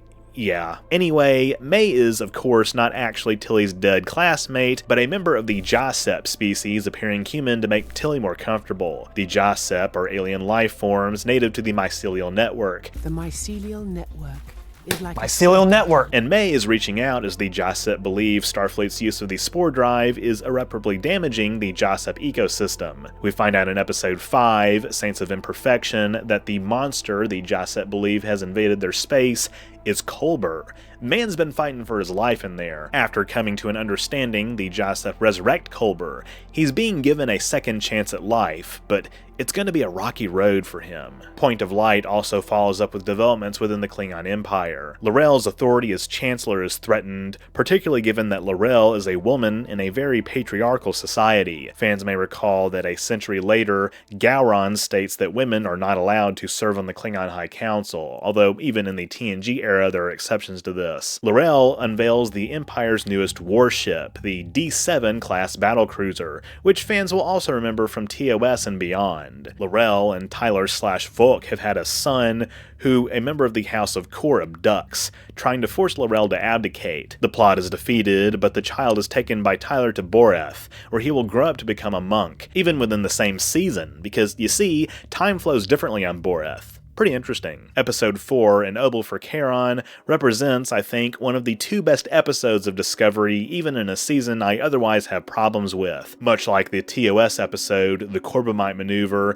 this episode involves the ship dealing with a weird sphere in space. Despite my admiration of Season 1 for trying something different, An Obol for Charon is kind of the first episode of Discovery that feels like a proper Star Trek episode. And believe me, in this series, those are pretty fleeting. At this point in the season, the mystery of what's happening to the Jacep is still unfolding, and May's starting to take more drastic measures that put Tilly's life in danger. But the heart and soul of this episode is what's happening to Saru. He's going through Vihari. As I explained in my alien biology video about the Kelpians, Vihari is the painful process in which Kelpians lose their threat ganglia. For centuries, the Kelpians have been held in subservience by the other intelligent species on their home world, the Ba'ul. We learn in episode 6, The Sound of Thunder, that the Kelpians used to be the Ba'ul's predators, but the Ba'ul rose up and reversed the roles, enforcing a doctrine called the Great Balance. For thousands of generations, the Kelpians have been taught that Vihari is fatal, and it signaled that they were ready to be culled. Throughout An Obol for Charon, Saru grows increasingly sick and believes he is near death, leading to an emotional scene between Michael and him. But when Saru survives,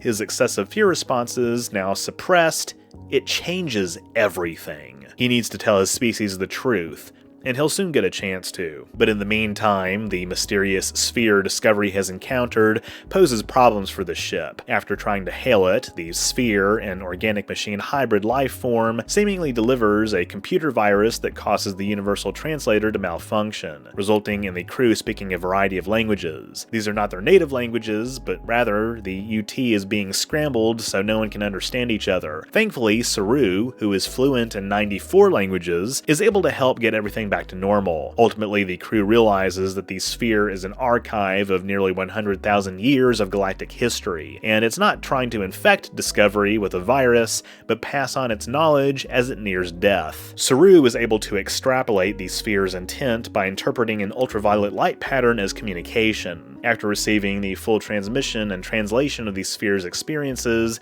the sphere explodes. Its last sensor observation is the location of a shuttle being piloted by none other than Spock. He's escaped a psychiatric facility on Starbase 5, where he had voluntarily checked himself in after having visions of the Red Angel. Spock actually began having these visions as a child, even when he was warned by Gabrielle about Michael's impending death, which Spock was able to prevent. He's also been accused of murder, though we later find out he's being framed by Control. Damn deep fakes. In addition to the exciting sci-fi storyline of the sphere and the personal subplot with Saru's Vihari, An Obol for Charon also sees Reno begin to integrate herself into Discovery's engineering department. It's unclear if she actually becomes Discovery's chief engineer, since Stamets' responsibilities pertain specifically to the spore drive. But in any event, the two spar over the spore drive's merits while Tilly is being infected by May. Stamets believes the spore drive is the future as it's clean and renewable, whereas dilithium mining has brought ecological ruin to many planets and has started wars,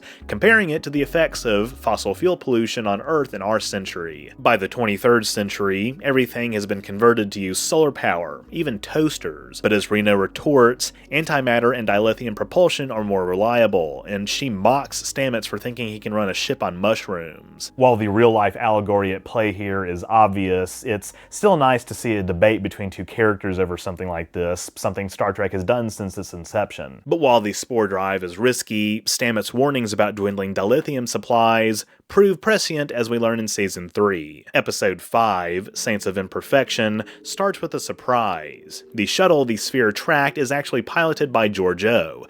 Oh yeah, where's she been? Well, she's now a Section 31 operative.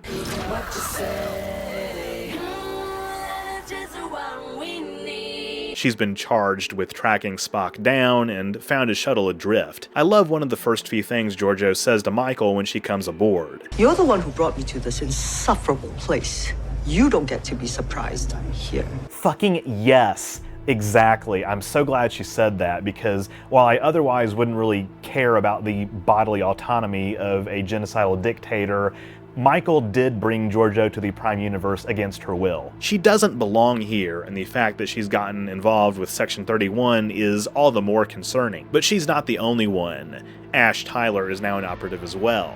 Michael's skeptical that the organization really does have the Federation's and her brother's best interests in mind. And listen, girl, you're not the only one. But Giorgio and Tyler are misfits, and apparently Section 31 offers a home for misfits that must be part of their recruiting propaganda. I'm sorry, I've just never really liked how Section 31 is portrayed in Discovery. I think DS9 and Enterprise had the right idea, making them a more covert organization whose very existence was denied at the highest levels, and their methods make them a robust equivalent to the CIA, especially with, you know, the whole planning a genocide against the founders thing. But at least Michael's paying lip service to criticizing them. Discovery's writers do this a lot. They'll have Michael be a voice of reason to promote Federation and Starfleet ideals, but she does so reflexively. Her motivations for doing so aren't made obvious, other than the fact that she is a Federation citizen and a Starfleet officer, and those are the good guys. Uncritical patriotism is worth deconstructing, actually. While Discovery's status as a prequel means it's understandable that there would be plenty of rah-rah Federation loyalists, since they haven't been exposed to its moral corruption the way some late 24th century characters have, it's the 21st century. We're in an era now where these institutions that we've taken for granted are coming under more and more scrutiny. And to be fair, showing much of the Klingon War from the Klingon point of view does help spark debate among the audience as to who's in the right and wrong. But I think that, especially with Michael leading the charge to rebuild the Federation in Season 3, Discovery misses a lot of opportunities to explain why we should continue to care about the Federation during peacetime. This is one reason I like Lower Decks a lot better. Mariner's embodiment of a sort of anti-establishment archetype is much more in line with what I think we need from a Star Trek show these days. It also doesn't help when people like Cornwell say things like, "Nation building is never pretty." Well, thank you, Admiral Cheney. But while Season 2's involvement of Section 31 and the Red Angel are frustrating, especially since they're crucial to the whole arc, at least Episode 6, The Sound of Thunder, offers more exploration of the Kelpians. A new signal has been spotted over Kaminar, and Saru takes an opportunity to see his sister Sarana again. We're reminded of Saru's first contact story from The Brightest Star. We actually get to see a Ba'ul, and they're aquatic humanoids covered in a thick, oily substance. Saru, while being detained with Sarana, tells the Ba'ul he knows they've been lying to the Kelpians for centuries. Rather than letting the Kelpians evolve to their post-Vihari form, the Ba'ul are willing to commit genocide against the entire Kelpian race. But Saru hacks into their communication system and transmits a signal that triggers Vihari globally. When Kelpians everywhere realize Vihari is not fatal, a new chapter for their species has begun. The Red Angel also makes an appearance, and Saru gets a good look at it with his enhanced eyesight. The crew now knows it's a humanoid wearing a mechanical suit, getting one step closer to finding the answers they're looking for. Michael finds answers of her own in Episode 7, Light and Shadows, when she returns to Vulcan, and Amanda reveals she knows Spock's location. This version of Spock, played by Ethan Peck, is a man at war with his own mind. He's been secluded in a crypt, muttering a sequence of numbers to himself, but Burnham recognizes them as the coordinates of Talos 4, where Spock and Michael go in Episode 8, if memory serves, to heal Spock's mind and reconcile their troubled past as foster siblings. Spock, now able to make more sense of his visions, sees the end of all life, the future that Control wants. It's also in this episode that Spock tells Michael her emotions showed him how destructive humanity could be, which drove him to submerge himself in logic. Michael believed logic extremists on Vulcan would target her as long as she lived at Sarek's house, and she wanted to protect Spock from harm, which is why she tried to run away. But Spock will admit that the logic extremists really hated him more for being a Vulcan-human hybrid. It'll be a while before the two can come to terms with their past actions, but this is the first step. And while this storyline could be seen as a way of forcing Michael into canon inorganically by attaching her to a another iconic character, and it kind of is. Even Michael herself will eventually tell Spock that his pursuit of logic was always in him, meaning if Michael weren't present in his life, it's likely he would have continued to strive to be more fully Vulcan. After uncovering more information about the Daedalus project over the next couple episodes, in The Red Angel, the crew of Discovery hatch a plan to lure the time traveler into a trap at a Daedalus project test site on SF-4. Part of the plan involves using Michael as bait, since at this point the crew has reason to believe Michael is the Red Angel, given bioneural scans obtained from Section 31 headquarters by Arium. May she rest in peace. The crew will strap Michael atop a platform and expose her to SF-4's toxic atmosphere, believing this will prompt future Michael to come back and save herself. Evidently, they're really confident at this point that this will trigger a time loop and not create an alternate history. Before going out to the platform, Michael, knowing there's a possibility she'll die, puts her hand on Giorgio's shoulder. The Red Angel does show up, but the revelation that it's actually Gabrielle comes as a huge surprise to everyone involved. The neural signatures were a close enough match to Michael, given Gabrielle and Michael are mother and daughter. But in episode 11, Perpetual Infinity, Gabrielle asserts that being trapped here is a waste of time. She's got to get back to saving all sentient life in the universe from control. Gabrielle's coldness towards Michael, who she's seen die countless times, is heartbreaking for Michael, but knowing what's at stake, Gabrielle's coldness towards her daughter makes for a compelling dynamic in the episode. How can these two get through to each other? Michael needs answers, and Gabrielle needs time. If it seems like I'm spending less time talking about each episode individually, it's because Discovery Season 2 does this thing that a lot of shows on streaming services do these days, because they feel the need to stretch out a serialized story over a bunch of episodes. They spend a lot of time reminding the audience of stuff we should already know, even from the same episode. Too many flashbacks, too many things repeated. Netflix is particularly guilty of this because the writers are often directed to write dialogue as if the viewer is paying attention to their phone half the time or making spaghetti. Well, joke's on them, because I've paid attention to every word said in every episode thus far. I have the bachelor's degree. That's right, I beat their system. Now, having said that, by the time I got around to seasons 4 and 5, Discovery comfortably became second monitor content to me while I was doing something else. If you don't have two monitors, you may not fully comprehend what that means, but if you know, you know. You know? But one of the major revelations of this episode is that Gabrielle has been directing Discovery towards many of the events that have happened during the season, or at least directing those events towards Discovery, including putting the sphere in Discovery's path. But now, Discovery has to continue doing the legwork to get rid of control. In episode 12, Through the Valley of Shadows, when responding to a signal over Boreth, Pike visits the monastery and retrieves a time crystal, seeing his future in the process. This becomes a major aspect of his characterization in Strange New Worlds. Pike, knowing what's going to happen to him, colors how he approaches life, and the torture of that knowledge informs many of the decisions he makes as captain. And in the two-part season finale, Such Sweet Sorrow, Discovery has its final confrontation with Control. Gabrielle's suit had been destroyed on SF-4 when she was pulled back to the future, so the crew must attempt to rebuild it, and as the closest match to Gabrielle's mitochondrial DNA, Michael volunteers to fulfill the rest of the Red Angel's mission, to lead Discovery into the future where Control cannot utilize the sphere's data on artificial intelligence and propagate across the cosmos. This is the reason that Discovery travels to the far future, which again was baked into the plans for the show from the start. But in Such Sweet Sorrow, Michael's realization that she has to set the 7 signals herself to close a time loop cements her yet again as the main character of the universe. The finale does offer some well-animated battle sequences between Section 31 and Discovery, backed up by the Enterprise, whose bridge we get to see for the first time since the TNG episode Relics, now with an updated look that still honors the spirit of the original. In order to generate enough power to trigger the Red Angel suit's time crystal, Discovery recruits Poe. Her engineering prowess helps Discovery use the spore drive to create a cascade effect that charges the crystal, but using this method means it'll be a one-way trip. Anyone who follows Michael to the future will be leaving everyone and everything else they know behind in the 23rd century. So, it's time to say some goodbyes. Pike's ready to resume command of the Enterprise, Tyler's staying with Section 31,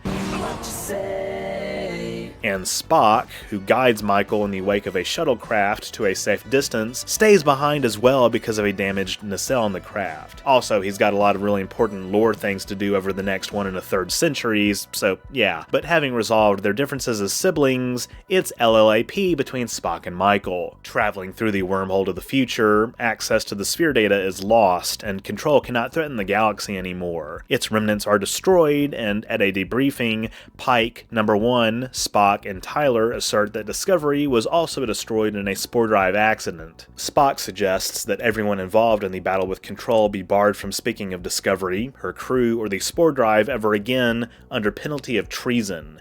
And that's why we never hear about any of those things throughout the rest of Star Trek. Is it ham-fisted? Yes. Thank you all so much for watching. So yeah, overall, I actually do think that Season 2 is weaker than Season 1. The theme of science versus faith is so unfathomably boring to me because Trek has typically taken a more skeptical approach. And when it has tackled faith, like in DS9, call me crazy, but I just think they did it much better. While Kurtzman has noted that Discovery's study of faith was more about finding faith in each other and oneself, admittedly a worthy goal, some of the overtly religious imagery in Season 2 still comes off as too over the top in my opinion. Season 2 also had a messy behind-the-scenes scandal as 5 episodes into the production, Aaron Harberts and Gretchen Berg resigned as showrunners. The main reasons given were that the premiere episode ran over budget, and there were also reports that Harberts and Berg had become abusive towards the show's writers. That said, it's been difficult to independently corroborate these allegations of abuse. This Hollywood Reporter article cites inside sources, but doesn't elaborate. In any event, Alex Kurtzman replaced Harberts and Berg as showrunner for the remainder of Season 2, remaining in this capacity for the rest of the series. In Season 3, Kurtzman would be joined as showrunner by Michelle Paradise, who joined on Season 2 as a writer and co-executive producer, continuing a steady career of writing for television. While it's fun to see folks like Pike and Una and Spock, I think one of the big miscalculations of Season 2 was the idea that seeing these legacy characters on screen was going to resolve people's issues with how Discovery was approaching canon, when in fact it, for a lot of people, kind of made things worse, actually. Now, Spock does have a precedent of not speaking about his private life. Kirk didn't even know that Sarek and Amanda were his parents until they'd already been aboard and journeyed to Babel, and he definitely didn't mention Sybok before the events of Star Trek V: The Final Frontier. But Spock being sort of shoehorned into the story is what turned a lot of people off to the show, even after they'd been able to stomach various issues with Season 1. In my retrospective video about Star Trek Enterprise, I talked about how Judith and Michael Reeves-Stevens were brought into the writing room to help address perceived canon violations on that show in its early seasons. Personally, I think it's not accurate to say that Enterprise was definitely violating canon at nearly any point, just like Discovery's first 2 seasons don't technically contradict canon either. The writers were very aware of what they were doing, contrary to popular belief. This stuff was deliberate, but I do think it is absolutely fair to question how well it works. One of the biggest complaints people have about Discovery is that it should have been initially set in the 25th century, though again, it's hard to say how likely that was ever going to be. When Fuller first met with CBS, he wanted to do an anthology series, with each season a standalone story set in a different era. He wanted to do for sci-fi what American Horror Story had done for horror. A prequel to TOS would only be the first in this anthology, but CBS wanted the show to be serialized, so that's why he fleshed out the prequel concept. But I also think that a lot about Discovery would still work if Spock weren't involved, even though the writers felt compelled to acknowledge the Enterprise's existence at some point. If they were going to include Spock, though, I do think that showing him struggling with his emotions was appropriate for a prequel series like this, something that they're continuing to do in Strange New Worlds before he is self-actualized more in TOS. Regardless of these prequel developments, however, with Season 3, fans would get to experience what it was like to see Discovery set in a post-Voyager galaxy.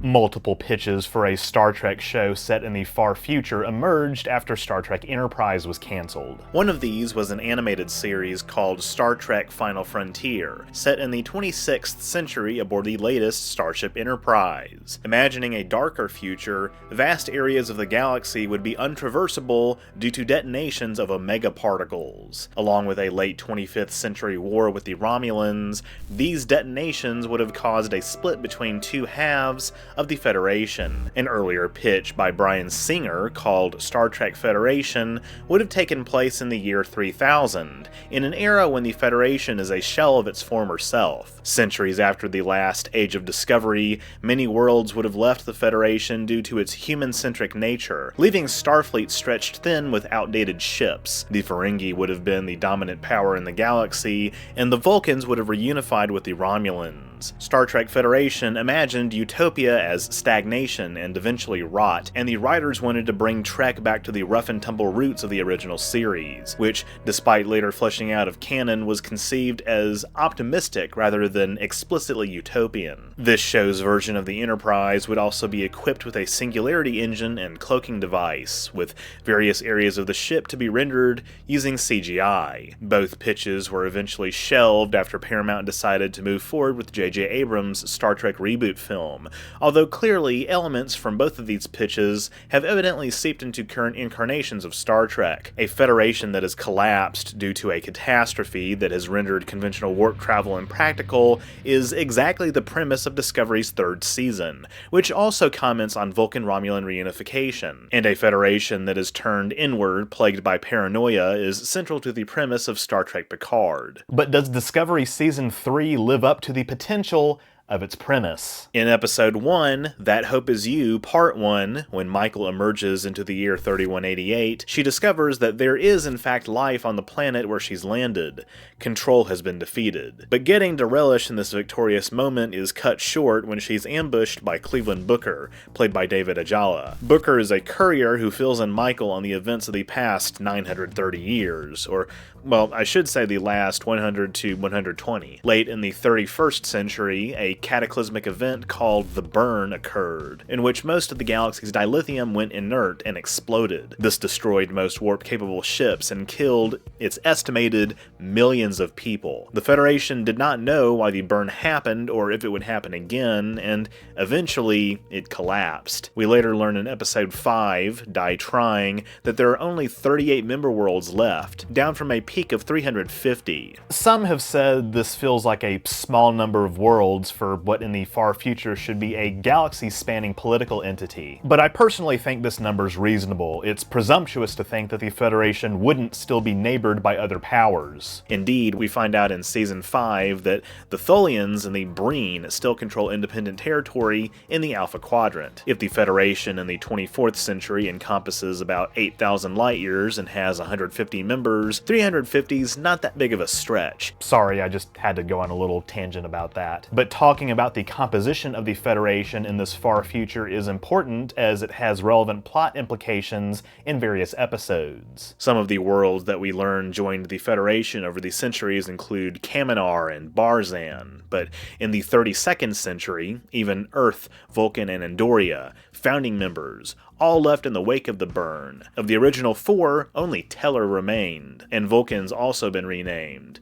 More on that later. The Andorians are also allied with the Orions, and their joint capitalist syndicate is called the Emerald Chain. Much like how the Orion Syndicate acts as a de facto state in the 24th century and prior, the Emerald Chain does as well, complete with a Congress and a minister. But unlike its Orion-only predecessor, it is essentially the most powerful entity in local space. One side note that I also found interesting, I haven't talked as much about the alien makeup in Discovery besides the Klingons, but one decision that was made for the Orion characters in Season 3 was to portray them using silicone face masks rather than face paint. Since dilithium supplies are limited, it's the most valuable resource in the galaxy. Book mentions that other faster-than-light methods like quantum slipstream, solar sails, and trilithium-based transwarp travel are still possible, but much riskier and more difficult to pull off. off. Michael's status as a time traveler is also illegal, as after the temporal wars, time travel technology was outlawed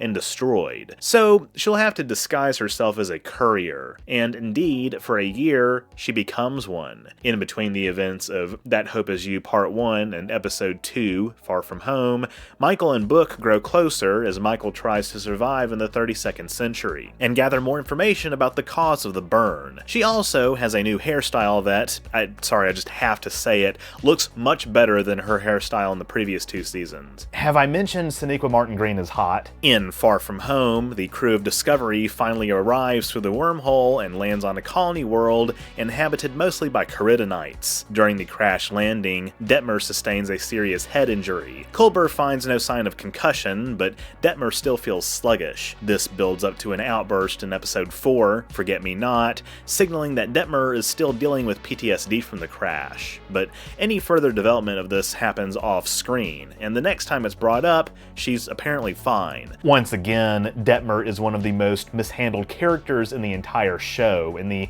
half-assed writing surrounding her PTSD arc is reflective of issues with the bridge crew as a whole. We're introduced to a couple unique far-future technologies in these first 2 episodes, including personal transporters and programmable matter, but Season 3 also marks the beginning of a new shift in the show's tone. Whereas Season 1 was really dark, the familial aspect of the Discovery crew means that we're treated to a lot of hug fests, many of which are in slow motion. This is already on top of the rather excessive number of reaction shots in the previous seasons, highlighting all these characters who, again, we don't really get to know that well. After Michael is reunited with the crew in Episode 3, People of Earth, the crew finds out what's happened over the past 900 years on Earth. Earth in the 32nd century is isolationist, and Federation headquarters has been moved to another location. The planet is protected by the United Earth Defense Force, and a member of the UEDF, Adira, is curious about Discovery's systems. Turns out they are the current host of a Trill symbiont named Tal,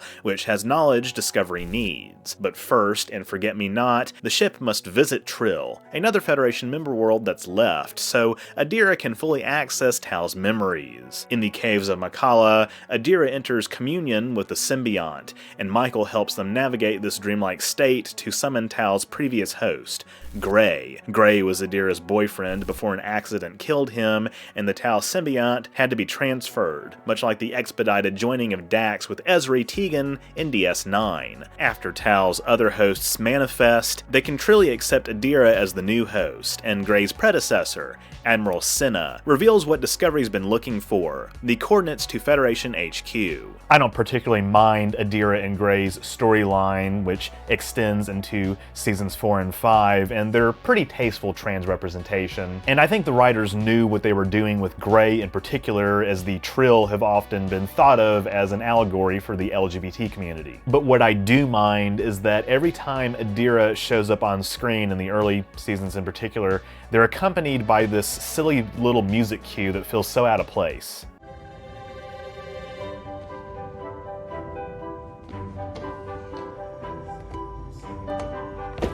Die Trying finally brings Discovery in contact with the Federation again, and we meet Admiral Charles Vance, Commander-in-Chief of Starfleet. His top priority is defending Federation assets against the Emerald Chain, not finding the cause of the burn, which leads Michael to throw a few tantrums here and there, since, remember, she's the main character of the universe. Okay, maybe tantrums is a little harsh.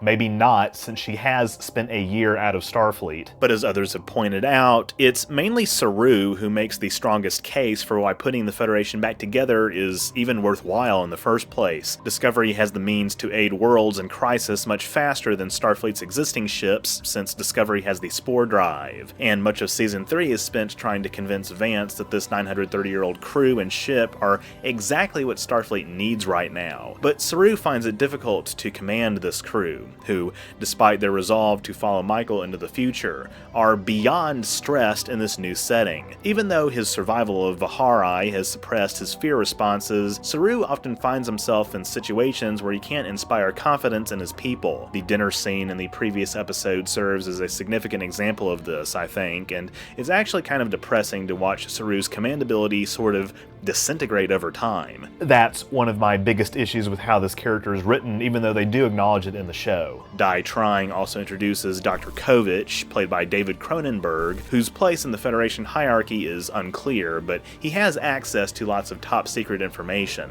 Kovich interrogates Georgiou, at first using non-sentient holograms, until she breaks them. He tries to intimidate her, which she views as a fruitless tactic against a Terran, but he does begin to unsettle her by confirming the Terran Empire fell centuries ago, and there hasn't been any contact with the Mirror Universe in 500 years. It's unclear if Kovich is referring to its collapse following reforms by Emperor Spock and Terran's subjugation by the Klingon-Cardassian Alliance, or if he's referring to a later collapse, since we know from Star Trek Prodigy that the Terran Rebellion was successful in restoring the Empire by 2184. Rooting for Discovery's crew in this new future, Die Trying is actually a pretty strong episode for me in Season 3, as it actually shows how the Federation itself has become insular since the burn, and how Saru and Michael try to remind Vance of Starfleet's original ideals. Michael's status as a loose cannon is escalated once again, though in Episode 6, Scavengers, she and Georgiou embark on a rogue mission to find Book,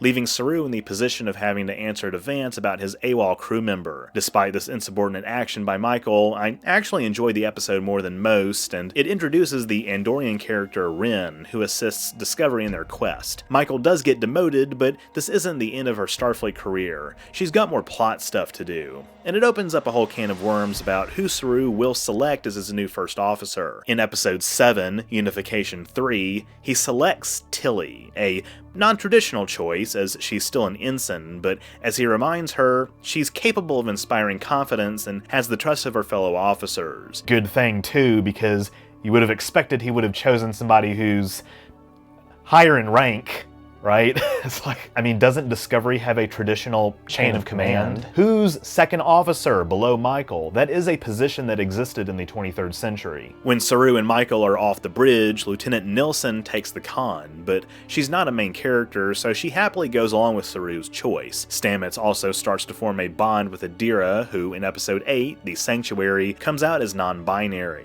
They'd previously been referred to as she and her by other characters. Their coming out, as you can expect, did cause kind of a stir among some viewers, even though the scene itself goes by pretty quickly. I'd have to say, if I were writing it, I would have phrased the dialogue differently. But Stamets' quick acceptance is indicative of a future where people are more comfortable with others being themselves, perfectly in line with Trek's values. As many fans could tell by the name, Unification 3 acts as a follow-up to the Vulcan-Romulan reunification story arc from TNG. Whereas Spock had helped lay the groundwork for reunification in the 24th century, by the 32nd century, the two species have been reunited for a long time. The two share their ancestral homeworld of Vulcan, now renamed Navarre, and as it turns out, when Navarre left the Federation, it was actually the Romulans who wanted to stay. We meet the president of Navarre, Tarina, who explains that at the time of the burn, the Federation was overextended. In her words, in its desire to serve the many,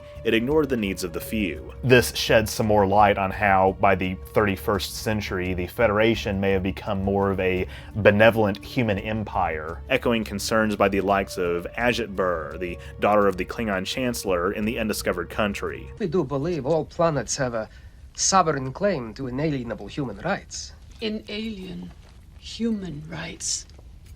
Why, the very name is racist. The Federation is no more than a Homo sapiens only club. But remaining steadfast in her mission, Michael represents the Federation in a debate with political leaders from Navarre over the release of sensitive data pertaining to Project SB-19. SB-19 was a highly experimental, faster-than-light propulsion method that the Vulcans believed could present a viable alternative to dilithium. However, when this experiment failed in conjunction with the burn, it led the Vulcans to believe they'd caused the burn. But Michael is able to prove that the burn did not originate in Vulcan space, and SB-19 was not the burn's cause. Michael's advocate is none other than her mother, who has been taken in as a sister of the Qowat Milat, the group of Romulan warrior nuns introduced in Star Trek Picard, whose MO of absolute candor runs contrary to the Romulan intelligence agency, the Tal Shiar. The representative of the Vulcan purist faction is unconvinced at Michael's claims, a nod to the Vulcan Science Directorate's refusal to acknowledge time travel travel exists in Star Trek Enterprise. Michael, defeated, withdraws her challenge, but Tarina decides that trusting Michael is worth the risk and hands over the SB-19 data. Georgiou's condition continues to deteriorate in Episode 9, Terra Firma Part 1. Since she's traveled across large distances in both time and across universes, her molecules are attempting to return to their time and place of origin, resulting in painful, incurable symptoms. The last time this happened was to a Betelgeusian time soldier named Yor, who traveled from 2379 of the Kelvin timeline to 3189 of the Prime universe. Yor sports an early 2360s Starfleet uniform, even though the Prime universe had moved on to a new variant by 2379, potentially opening up more questions about what that universe's 24th century is like. Because sending Yor back would have violated the Temporal Accord, his doctors petitioned the Federation for euthanasia, but Discovery finds a method that may prove less fatal. The sphere data points them to a planet near the galactic rim where they are greeted by a man named Karl. Karl sends Georgiou through a door that lands her back in the mid-2250s of the Mirror Universe. Here, she tries to prevent Mirror Michael from turning against her, but fails. However, having taken much of what she's learned aboard Discovery the past 2 years to heart, Georgiou tells Mirror Saru, a slave, the truth about Vihari and inspires him to become a rebel leader. When Georgiou is pulled back into the present in Terra Firma Part 2, months have passed for her, but Michael says it's only been seconds. Karl says that while Georgiou couldn't prevent Mirror Michael's death, she passed Karl's test by at least trying. He has one last instruction for Georgiou pertaining to her destiny. Karl reveals that he is in fact the Guardian of Forever, having relocated himself to a distant planet after being exploited during the Temporal War. Georgiou walks through the Guardian's portal, where she goes on to star in the first Star Trek movie since Beyond, with the worst trailer I've ever seen in my life. Okay, ladies, now let's get information. Back on the ship, the crew has a sort of Irish wake commemorating Georgiou's departure, which I still find truly bizarre to this day. This is not to say that Michael is the only person that Georgiou could have come to mean something to, but the fact that the writers gloss over the fact that this is a war criminal and a despot that we're talking about is, once again, frustrating. Yeah, I know, it's not like she could have been tried for any crimes in the Prime universe, presumably. And I know the writers wanted to exercise how far somebody could come when exposed to a more empathetic environment. But they undercut this by implying biological differences between humans and Terrans that make them more naturally aggressive. Just more racist bullcrap that doesn't belong in Star Trek, in my opinion. God, these people really do not know how to write about genetics. Speaking of genetics, Episode 11, Su'Kal, sees the crew follow up on a distress call from a Kelpian ship in the Veruban Nebula. The distress call has been repeating for over 120 years, and that's the amount of time that a Kelpian named Su'Kal has been living alone on a planet in the nebula. He's been kept alive and entertained by an elaborate system of holograms that cater to his every need, designed by his mother before her death from radiation poisoning. Su'Kal has survived the radiation of the nebula due to a polyploid mutation, and in one of the most unsatisfying twists in recent Star Trek history, we learn in Episode 13, That Hope Is You Part 2, that seeing his mother die traumatized Su'Kal so badly that his emotional outburst caused a subspace shockwave, destabilizing dilithium across the entire galaxy.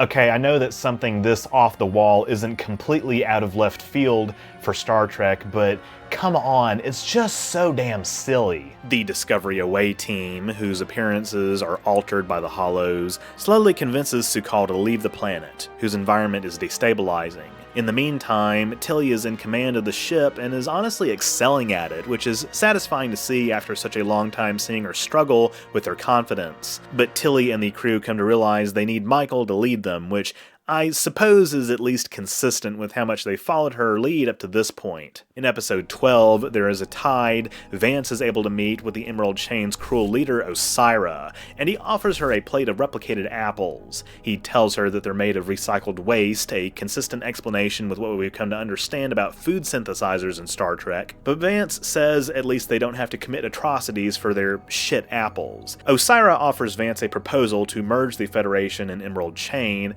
even going going so far as to lobby for the abolition of slavery within their territory. Osyra, of course, wants to obtain and replicate the spore drive, and she also seeks the Federation's approval of their brand of capitalism, a system which Osyra asserts is already happening within the Federation as well. This is true since we've come to learn over the course of the franchise that while Earth abolished modern free market capitalism by the late 22nd century, there are still plenty of worlds in the Federation that practice a form of the economic system. After fighting Osyra's lackeys in a sequence through a turbolift chasm that really challenges conventional wisdom about the size of Discovery, Michael kills Osyra, and with the help of Book and her crewmates, thwarts her plot against the Federation. With Osyra dead, the Emerald Chain fractures and offers an armistice to the Federation, with the Emancipation Bill included. As the Federation starts to rebuild, Saru returns to Kaminar to help Su'Kal get reacclimated to the real world, and Michael is promoted to captain. The crew puts on some ugly new uniforms that are thankfully changed by the time Season 4 rolls around.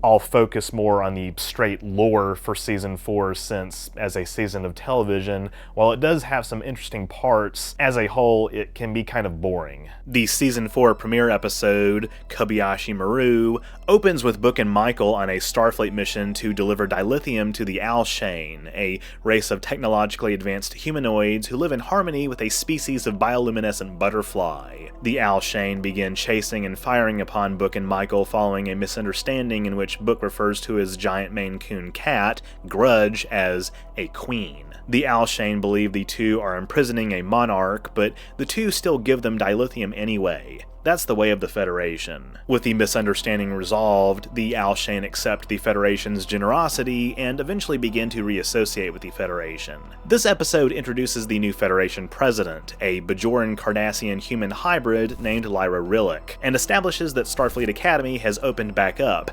Hey, they have a TV show now. The arc of the season is put into motion when Discovery must assist a damaged space station, the first casualty in a series of destructive acts by a massive gravitational anomaly. This anomaly, later renamed the Dark Matter Anomaly, or DMA, also destroys Book's homeworld of Quajon. Michael tries to help Book cope with this unimaginable loss in Episode 2, Anomaly, as two other characters' identities continue to take shape. Gray, who Adira can see but no one else can, is shown a rendering of a Soong-type synth body his consciousness can be transferred to. This method was first used on Jean-Luc Picard, but the low success rate meant people stopped trying eventually. But the fact that Gray survived transfer into a new host is already a good sign. Simultaneously, the sphere data in Discovery's computer system begins to organize itself into a kind of artificial intelligence that calls herself Zora, a callback to Calypso. The fourth episode, All Is Possible, offers another demonstration of how effective Tilly can be as a leader,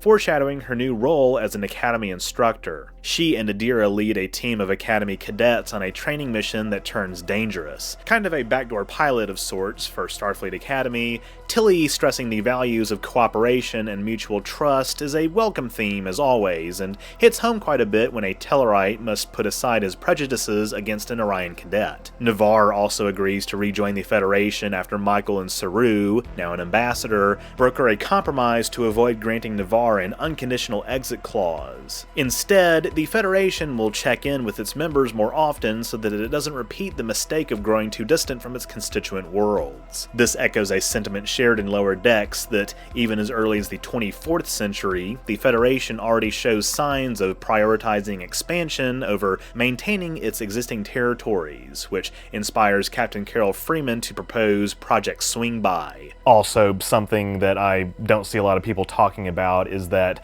All Is Possible, as well as other parts of Season 4, show a very optimistic view of how politicians can come together and compromise in a way that mutually benefits everyone. While compromise isn't necessarily a good or a bad thing, just a tool, it is refreshing to see something like this play out on TV in our modern, polarized political landscape. Episode 5, The Examples, sees Michael and Book try to evacuate prisoners from an Akali colony that's in the DMA's path. Vance also gives Rycian scientist Ruon Tarka, played by Sean Doyle, the green light to assist Saru and Stamets with high-stakes research regarding the DMA. We find out later on that Tarka, while being held prisoner by the Emerald Chain, had been trying to flee with his cellmate Oros to a place called Kaialis, a paradise which Oros believed existed somewhere in the multiverse. Oros says in Kaialis there is no war and no Emerald Chain, pointing to the possibility that Kaialis is a real quantum reality with an alternate history that runs parallel to the Prime Universe. While it's unlikely that we'll get to visit Kaialis anytime soon,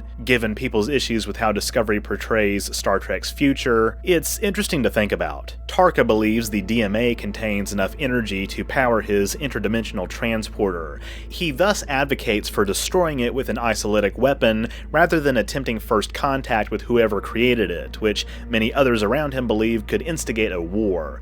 But Book becomes enamored with this idea, given the trauma of seeing his planet destroyed, and the two go rogue in episode 7, but to connect. In the meantime, Culber has a talk with Kovich about how he's struggling to balance his duties as CMO with his new duties as ship's counselor. Kovich suggests Culber hasn't taken enough time to process the fact that he died and came back to life, which honestly feels like it's coming a season late. Culber gets strikingly little development before this, other than being Stamets' partner. His anger at Tyler for murdering him comes to a head in season 2, but after Culber embraces his second chance at life, he kind of acts normal for season 3. Zora also starts to express emotions in episode 6, Stormy Weather, which becomes a problem in But to Connect, when she refuses to give a set of coordinates that will help the crew track down the origin of the DMA, which they believe lies beyond the galactic barrier. This is because her programming is to keep the Discovery crew safe, but if they try to travel there, it might put them in danger. Stamets understandably freaks out as Zora, fulfilling the role of ship's computer, can't make a call like that. It's up to the crew. Zora proposes a fail-safe device to eliminate her consciousness if she starts to go all HAL 9000 from 2001: A Space Odyssey, but Adira and Gray advocate against this kill switch, believing it to be wrong. Stamets said they weren't alive to experience control and cannot relate to his apprehension, but Saru and Culber are also willing to hear Zora out, as Kovich observes. Zora granted this caretaker programming to herself, and the group discovers Zora has developed unconscious thoughts and emotional connections to the crew, something no artificial intelligence could do unless programmed that way. So they surmise that Zora constitutes a new life form, and they allow her to join the chain of command. As an expression of trust, Zora gives the coordinates as an assembly of galactic powers votes to make first contact with what's being called Unknown Species 10C. Over the next few episodes, Discovery races with Book and Tarka to reach Species 10C, uncovering more clues as to their nature. In episode 11, Rosetta, a Discovery away team beams down to a planet once used by 10C as a nursery. In addition to seeing giant bones on the surface of this gas giant core, they come into contact with hydrocarbons that communicate universal emotions like love and fear. A team aboard Discovery successfully attempts communication with 10C in episode 12, whose plot has many similarities to Arrival, including the sabotage of first contact by a militant faction, in this case, Book and Tarka. Eventually, Book realizes that Tarka's real reasons for wanting to destroy the DMA and cannot get over his preoccupations with Michael, with whom he's still in love. Tarka forces Book to make a choice as they get close to destroying the DMA, which the crew finds out is a mining tool to extract boronite. They finally make their way to 10C's homeworld in the intergalactic medium. The 10C, a species of gigantic floating non-humanoid aliens with a group intelligence, express regret at the death and destruction they've caused. A Type 2 civilization on the Kardashev scale, they did not at first register that the humanoid races of the Milky Way were intelligent life forms, and they pledged to only operate the DMA in uninhabited space. But for Book, this isn't enough, given the toxic byproducts of the DMA's passage through space. He insists they shut it down for good, which means they would not be able to maintain a hyperfield that has kept them protected from the Void. But Book says that hiding behind a wall won't keep them safe, as the Void will catch up with them eventually, analogizing the connection between all life on Quajon. 10C vows to make things right, opening themselves up to the rest of the universe again and sending Discovery home. Book is sentenced to community service for his crimes, and the crew meets with the President of the United Earth, played by Stacey Abrams, who says Earth is ready to rejoin the Federation. I'm not going to spend a lot of time talking about Season 5 because, unfortunately, it is the least interesting season of the show for me. Discovery is given a red directive by Kovich to investigate an 800-year-old Romulan vessel where a courier and her fugitive partner, Mal and Locke, steal an artifact inside. The artifact, a diary, is from a Romulan scientist present in the TNG episode The Chase, in which various species of the galaxy discover the existence of the progenitors. As longtime viewers of this channel will know from my many alien biology videos, the progenitors were a race of humanoids who lived 4.5 billion years ago and seeded the primordial oceans of countless M-class worlds with their genetic code, guiding evolution towards a form like their own. Mal and Locke are after the technology the progenitors used to perform this task, and I counted the characters saying the progenitors' tech like more than 20 times throughout the season. And remember, there's only 10 episodes. It turns out that Locke is a Breen, the nephew of Primarch Rune, who along with other Primarchs is vying for the throne of Emperor. Much of Season 5 is a slowly unfolding search for clues as to the location of the progenitors' tech. Michael is joined by Commander Raynor, a member of the Kelleran species, first introduced in the DS9 episode Armageddon Game. Raynor is a hard ass, but he does bring up some, I think, pretty valid points about how Discovery's crew may be too comfortable, which can lead to complacency. Michael counters that their familiarity can also be a strength. The dynamic between these two improves over time as they come to trust each other and balance each other's command styles. Discovery must stop the Breen from acquiring the progenitors' tech, which leads to a possible future where the Federation is destroyed. We come to find out that the Breen have both a solid and a liquid state, with many viewing the former as unevolved. I like a lot about what this season does with the Breen from a design standpoint, including updates to their helmets and uniforms. But one of my biggest issues with this season's storyline is that it's something that realistically could have been told in like a few episodes of TNG max. Discovery's serialized format, I think, excels in some seasons, but not so much in others, even though this season is the shortest of them all. Locke dies, as does Rune, but Maul carries on the Breen's mission in the name of the Imperium. The season finale takes place in this sort of interdimensional space housed between two primordial black holes, which Michael learns was found by the progenitors, not built by them, implying an even older galactic civilization that may have had a hand in the progenitors' creation, and also a potential nod to how the Prothean species discovered the Citadel and Mass Relay Network in the Mass Effect series. The progenitors have essentially transcended the constraints of normal space-time, explaining where they went 4 billion years ago. But thanks to Michael's main character powers, Maul is defeated. Kovich reveals he is actually Agent Daniels from Star Trek Enterprise. Saru and Tarina get married, and in an extended epilogue filmed after Discovery's cancellation, an older Michael and Book see their son Leto off to his first command. Michael also gives Discovery herself a send-off, telling Zora goodbye and setting up the events of Calypso. So overall, what do I think about Discovery? Well, in a nutshell, I think it has had some good ideas and some bad ideas. Its execution was flawed. It had potential, and I don't blame Discovery's writers for boldly going places where no Trek show had gone before. Indeed, it's the nostalgia bait that I think actually drags the show down a bit. Although I am glad the show spawned Strange New Worlds. I have issues with that show too, but it's cool that there's a Pike show on right now. Let the superfans have their cake. But as far as Discovery's writing, after embracing a dark tone in Season 1, the efforts to more forcefully integrate it with the rest of canon and the eventual devolution into melodrama was unfortunate to witness. It's not my favorite Trek show, although I think other seasons of other shows have frankly done worse in terms of leaving hanging plot threads and the like. That said, Discovery was the launch vehicle for all new Trek besides just Strange New Worlds, and that includes Lower Decks, so again, I'm thankful it exists. But what do you think? Let me know down in the comments. With that, thank you all so much for watching. If you enjoyed this video, be sure to leave a thumbs up down below and don't forget to share it. That stuff really helps me out. If you haven't subscribed yet, be sure to do that as well so you won't miss future uploads, and click the bell icon to receive all notifications.